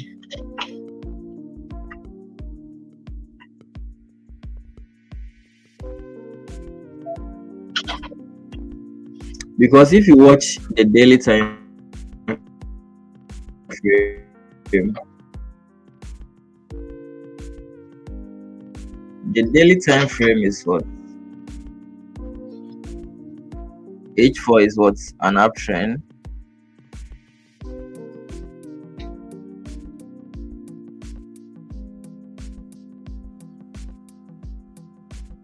H12 is what? You get it? H1 is an uptrend. So this should move, but it's the price close. The price is the stop loss range is very wide. It's not worth it. So something like this, I will not take it.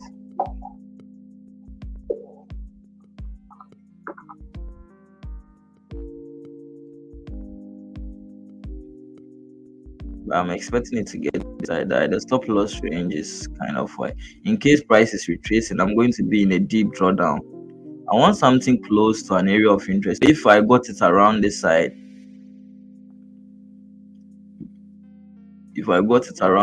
I would have taken the buy. By this one, I'm just watching it and see how it's going to play out. So this is going to be the target. The stop loss is kind of wide. In case price is pulling back, I'm going to be in deep drawdown. I'm going to be in drawdown because drawdown before price will move to my side. The 30-minute too is what? Let's not. Let's do. Is that? Is that? Let's do it. Yeah.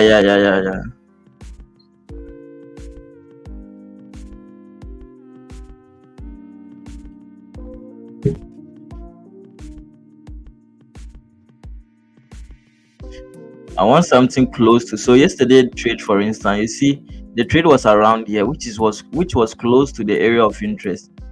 You get it. Yesterday's trade was around this side. If you move to the 30 minutes, You get it? So from here to the area of interest, it's kind of close. You get it? So if price is pulling back on you, like you are not going to be in drawdown for long. But this one, even though price to move to this side, you get it? Everything is pointing to the side. You have a bullish engulfing candle confirmation. But see, not everything is for us, even though you might know the direction, but not everything is for us. So I just ignored it. Just ignore it. So something like this, I'll just be watching.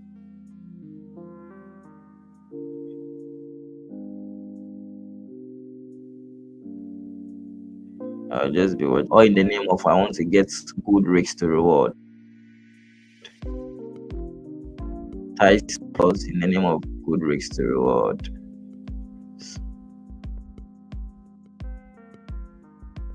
So GU.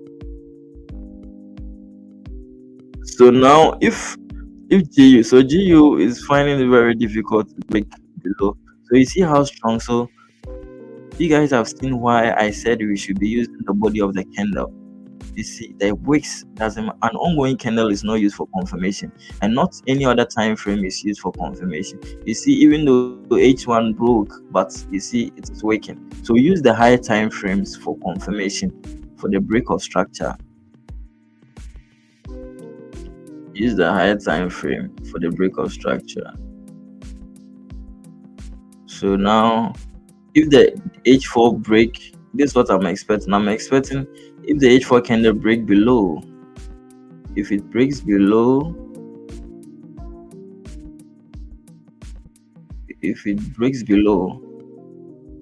and H1 break below this one, I will take a buy, because I'm seeking the confirmation is coming from what?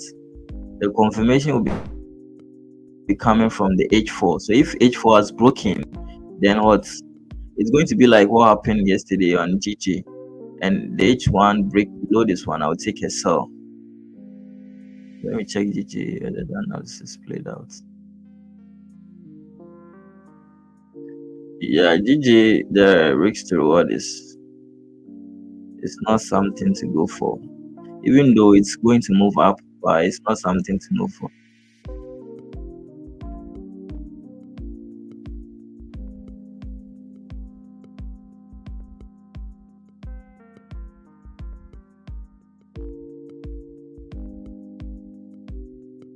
Unless maybe just a scalp, if it wants to just some other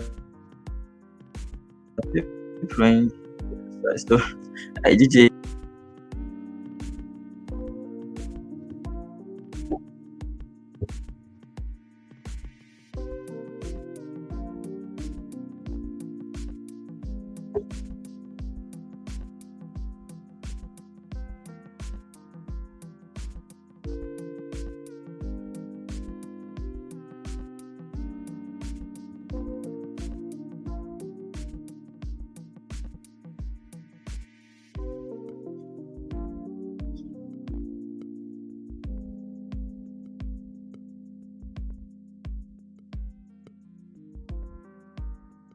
So this is going to be better good.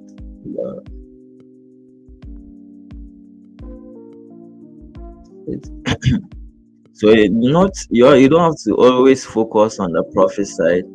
You need to focus on, in case to you need to think about the other side. Don't think about the money. Think about the other side. The price is pulling back. Are you going to be comfortable with the drawdown? Because this is just a two-sided thing that you are doing, profit or loss. So don't think about the profit alone. So I thought about, in case if price is pulling back, I'll not be comfortable, because the way price has opened, where my stop loss is going to be, I don't like it. I mean, the range is not clean like that. Its price too is also high. It's also high.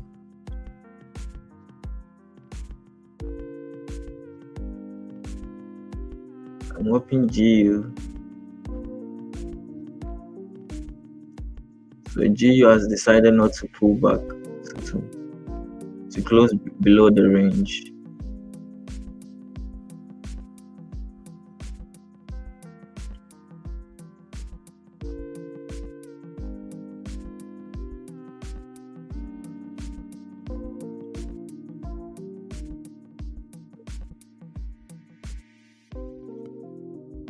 So it's possible to make money from trading. Those who are doubting, I know, like sometimes you doubt it if you are not seeing progress in your journey. You doubt it.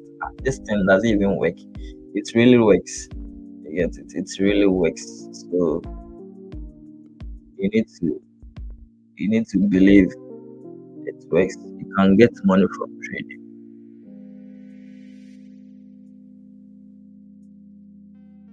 You can get money from trading. But the indiscipline part is also part. So by indiscipline, you are going to be disciplined when you have a plan. You're going to be disciplined if you have a plan. So you just have to set some rules for yourself.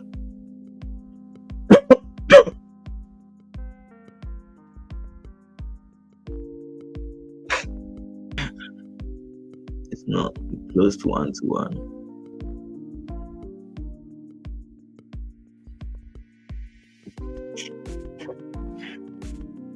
It's not close to 1-to-1.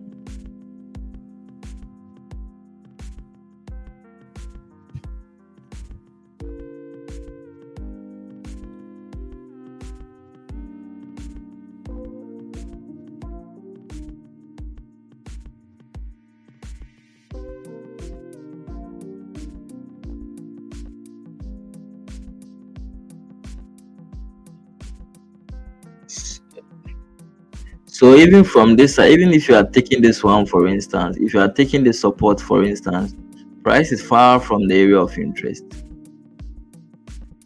From this side to this side, it's kind of far. Even if it's close to this one, you would have taken. So that's why at the initial stage, I wanted price to close like around this side. On that, which is far from the area of interest. With that one, it would have even reduced the pip range. You would have even gotten more than 1-to-1. But this one, even though it might move up to this side, but it wasn't something good for us to take. Support and resistance, the higher time frame support and resistances. But with that one, I will not be in deep drawdown. The drawdown is not going to be, and price will return. So the GU trade we took on Monday,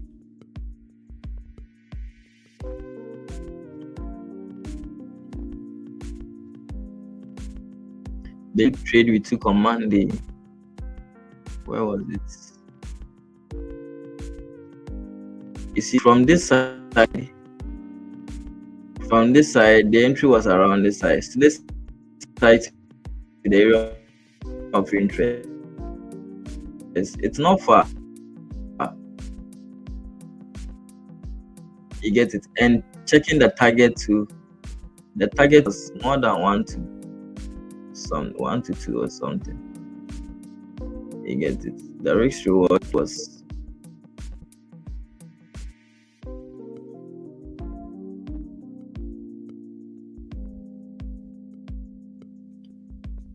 The reward was more than 1-to-2.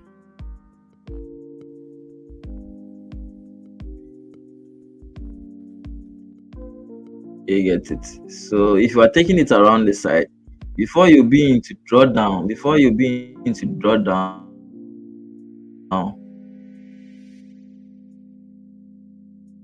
going to take you are not going to be in deep drawdown, just some small draw.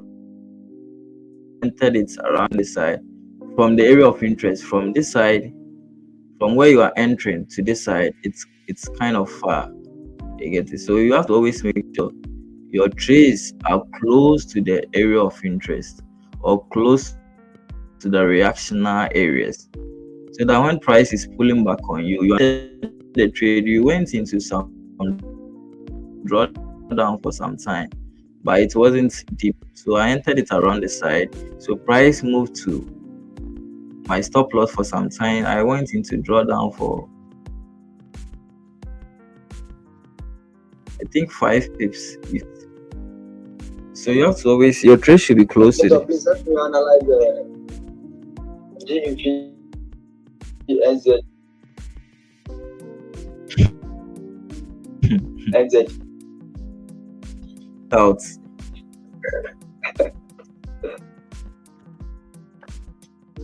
It's God's best, but it can't influence me this time.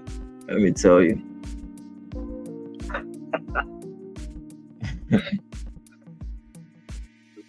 I'm taking it for myself. Are you taking a buy or what? Yeah, bye. So let me check from the high time. We have a resistance over here. The weekly time frame.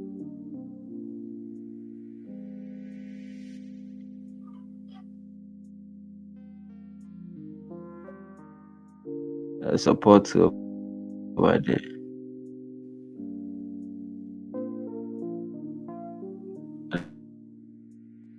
So at the daily time frame, price is close to the daily resistance. Price is close to the daily resistance. Have you noticed that you have resistance? Yeah. So you need to do top down analysis. Analyze from higher time frame to low. So you see price. You see how this one is struggling to break. It's it's on a reactional level. So unless price has broken, it hasn't broken yet. Broken. I mean, I wasn't getting my support and resistance. So Are you using which broker are you using for the trading view? You need to use Owanda. So we're having different brokers over here. We get all for GBP, JPY. We have all these brokers. This broker, but the recommended one is this one. This is a regulated broker in the US. Okay, so the manipulation is less. The manipulation is less. So every broker is taking liquidity from different liquidity providers. You get it? So this is how the forex market works. The forex market is a decentralized market. It is not regulated. That maybe we are having a fixed price. It is a decentralized. Okay, so everyone. So it's like maybe I think yesterday I explained this one.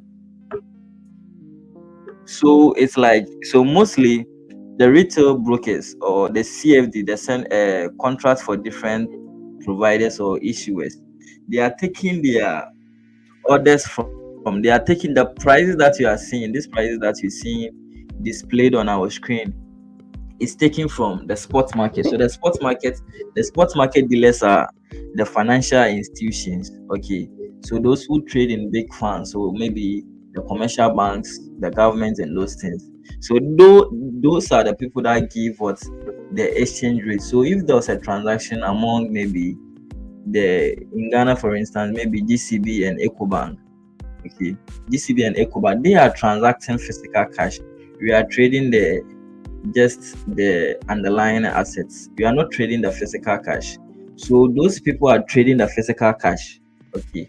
So maybe if they are saying they are transacting euros and GBP, those people are trading the physical cash, but we are just trading the underlying assets. You get it? We are trading the underlying assets, so not the physical. So the price we see over here is from those people.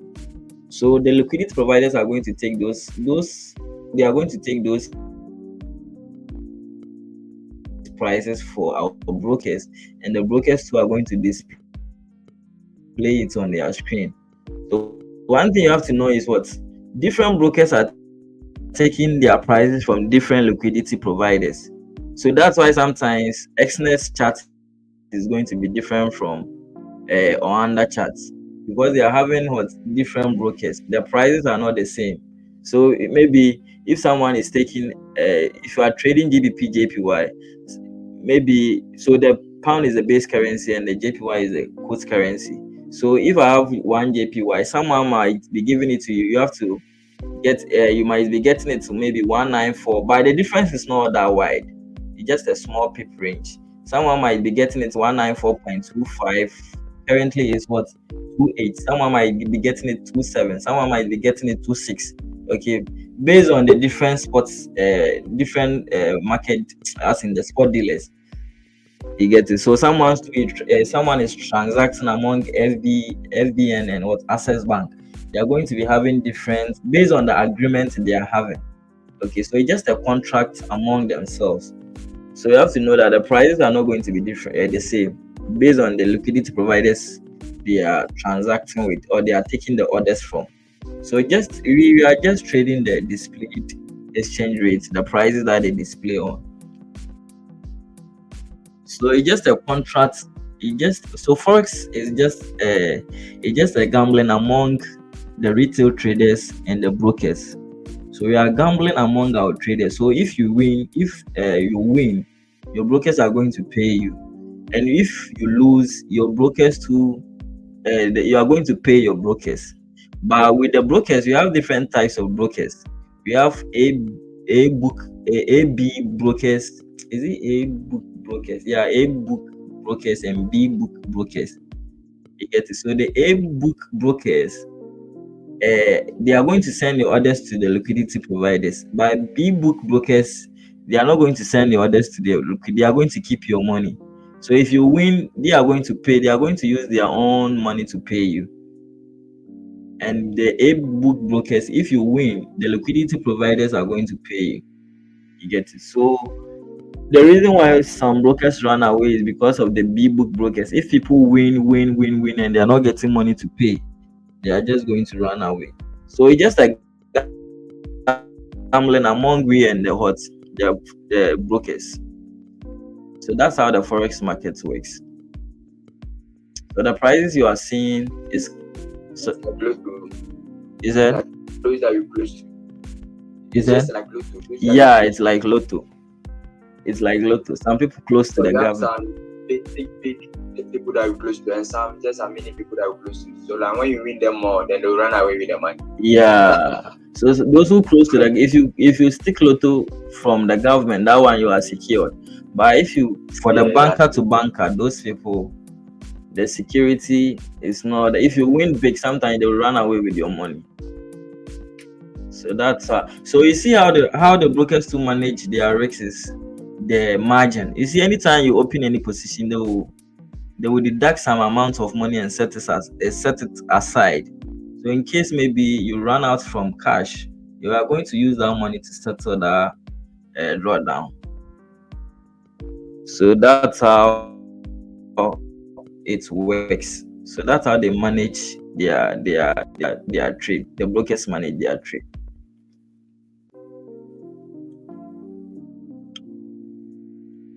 So I was expecting GU to close below. Is it going to close below? Okay. So I think maybe it might happen. So that one is going to be around 9 o'clock. To be getting a sell. So I want the H4 candle to close, because if it closes below, we can protect ourselves in case you are setting stop loss. We have support at the daily time frame. You get it. We'll be heading down to the side.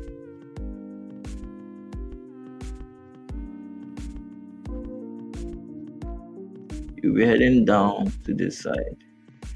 So what I'm hoping for is for price to close below. That's what I'm waiting for price to close below. If it's closed below, the place I'm going to place my stop loss, I have daily resistance over here. So if price close below, I have H4 support over here. So my stop loss is going to be maybe around this side.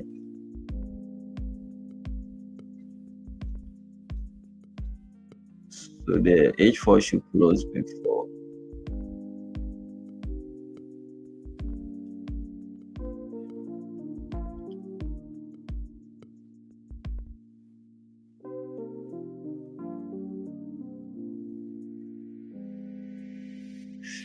So that's what I'm expecting it to happen. That will be happening around 9 o'clock.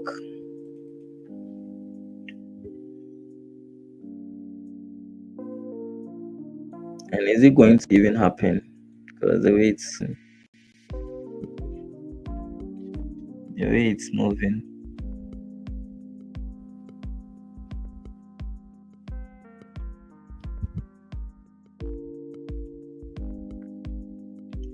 So my account has been approved. My account has been approved. So now I've funded. So my goal is to get more funding. So my next move is going to be FTMO. I'm going to buy FTMO challenge. Maybe after I get my my first payout from funding pips, I'm going to use that money to pay for. I'm going to use that money to pay for this thing, to buy FTMO to get more funding challenges. Then I'll be cashing out from all the sides.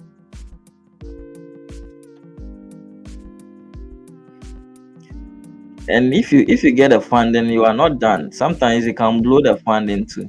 So that one too, you have rules governing it. So sometimes too, you can blow it. If you don't trade properly, you are going to blow the account. But there's no way I'll blow it because I'm a patient trader. I'm very, very patient.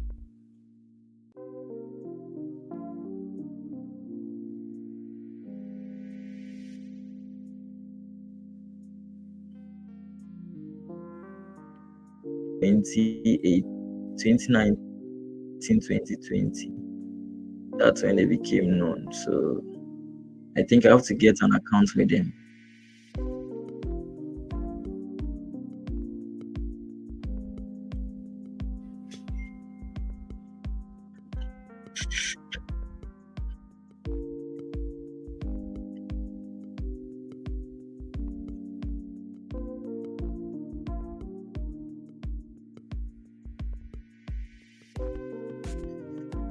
Okay.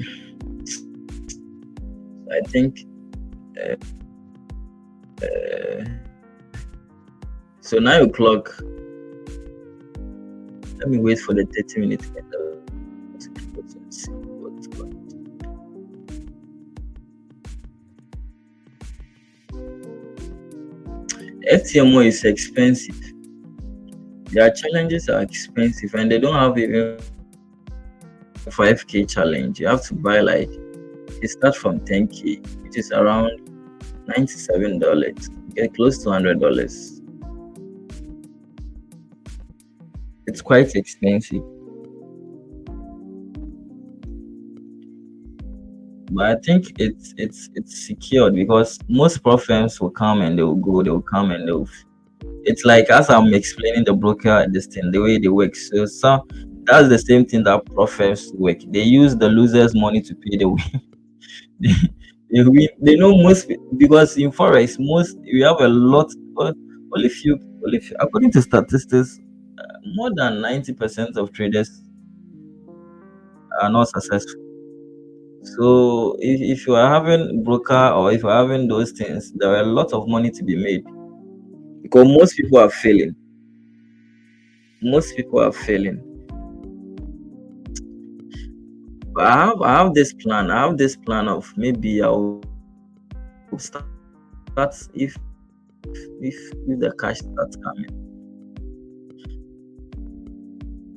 I have this plan of maybe having a place, then you will get funding and you'll be trading it together in a place like a specific, maybe a room. You'll all be there and you'll be trading it, the account. I have a lot of accounts. So that's what I'm planning. So it's like something like a mini prop firm, but you'll be getting them the account and they will be trading it. That's what maybe in the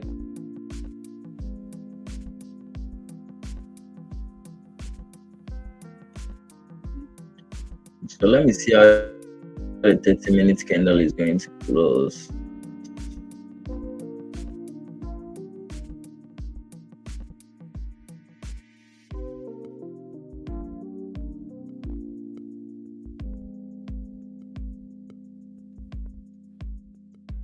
So the H4 is breaking below. So the stop loss too is going to be wide. I'm not getting proper stop loss.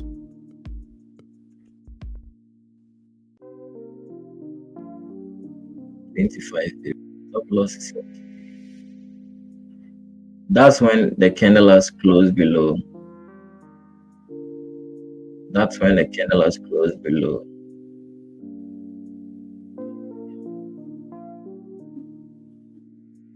So let's see how the 30 minutes is going to close. So the stop loss might, which is far.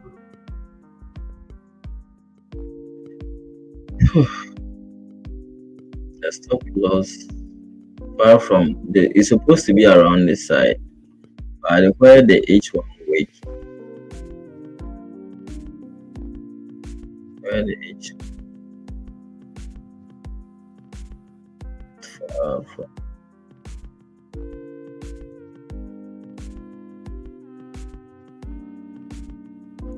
Now let's see how the H4 candle is going to close. So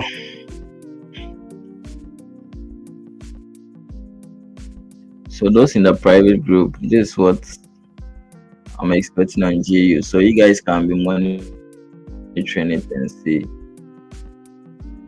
So I'm expecting H4 to close below. H4 should close. Then you see what the decision we can make. So FTMO is a proprietary firm. They give traders an account to trade. So they will be giving you a challenge. If you pass the challenge, they will give you free money to trade. So at the end of the month, if you make profit, sometimes it doesn't even get to a month, maybe 2 weeks. If any profit you make on the account, you will split it. They will split it with you. So maybe you'll be getting 80% of the profit you make, and they'll be getting 20% of the profit you make. So that's why I said in trading, money is not an issue. If you have the skill set, money is not an issue in trading. So you just have to build yourself, and you have so many ways to get funded. So that's FTMO. So it's a proprietary firm. It's an account to trade, but you have to first of all go through the phases of passing the accounts. You go through its 2 processes. So phase 1 and phase 2. If you pass it, then they will give you an account to trade. So if you pass, then you've proven to them that you are a good trader. Not everyone can pass, so you have to note that. If you pass, that means you're a good trader, because you have to go through 2 processes. So passing phase 1 and 2 before they will give you the account to trade. Alright, so this is what I'm expecting on GU. Expecting the H4 to close below, then we move towards the H1 to find an entry. So this is what I'm expecting. So on the stream,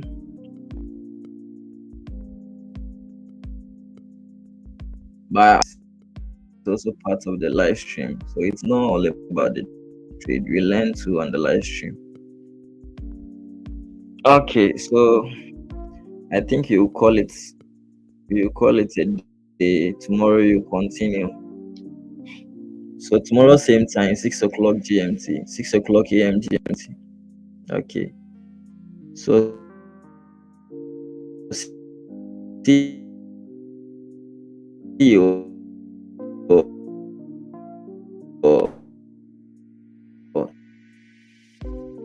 Thank you too for the private group. Okay, YouTube, thank you all for having time to watch me. So see you tomorrow.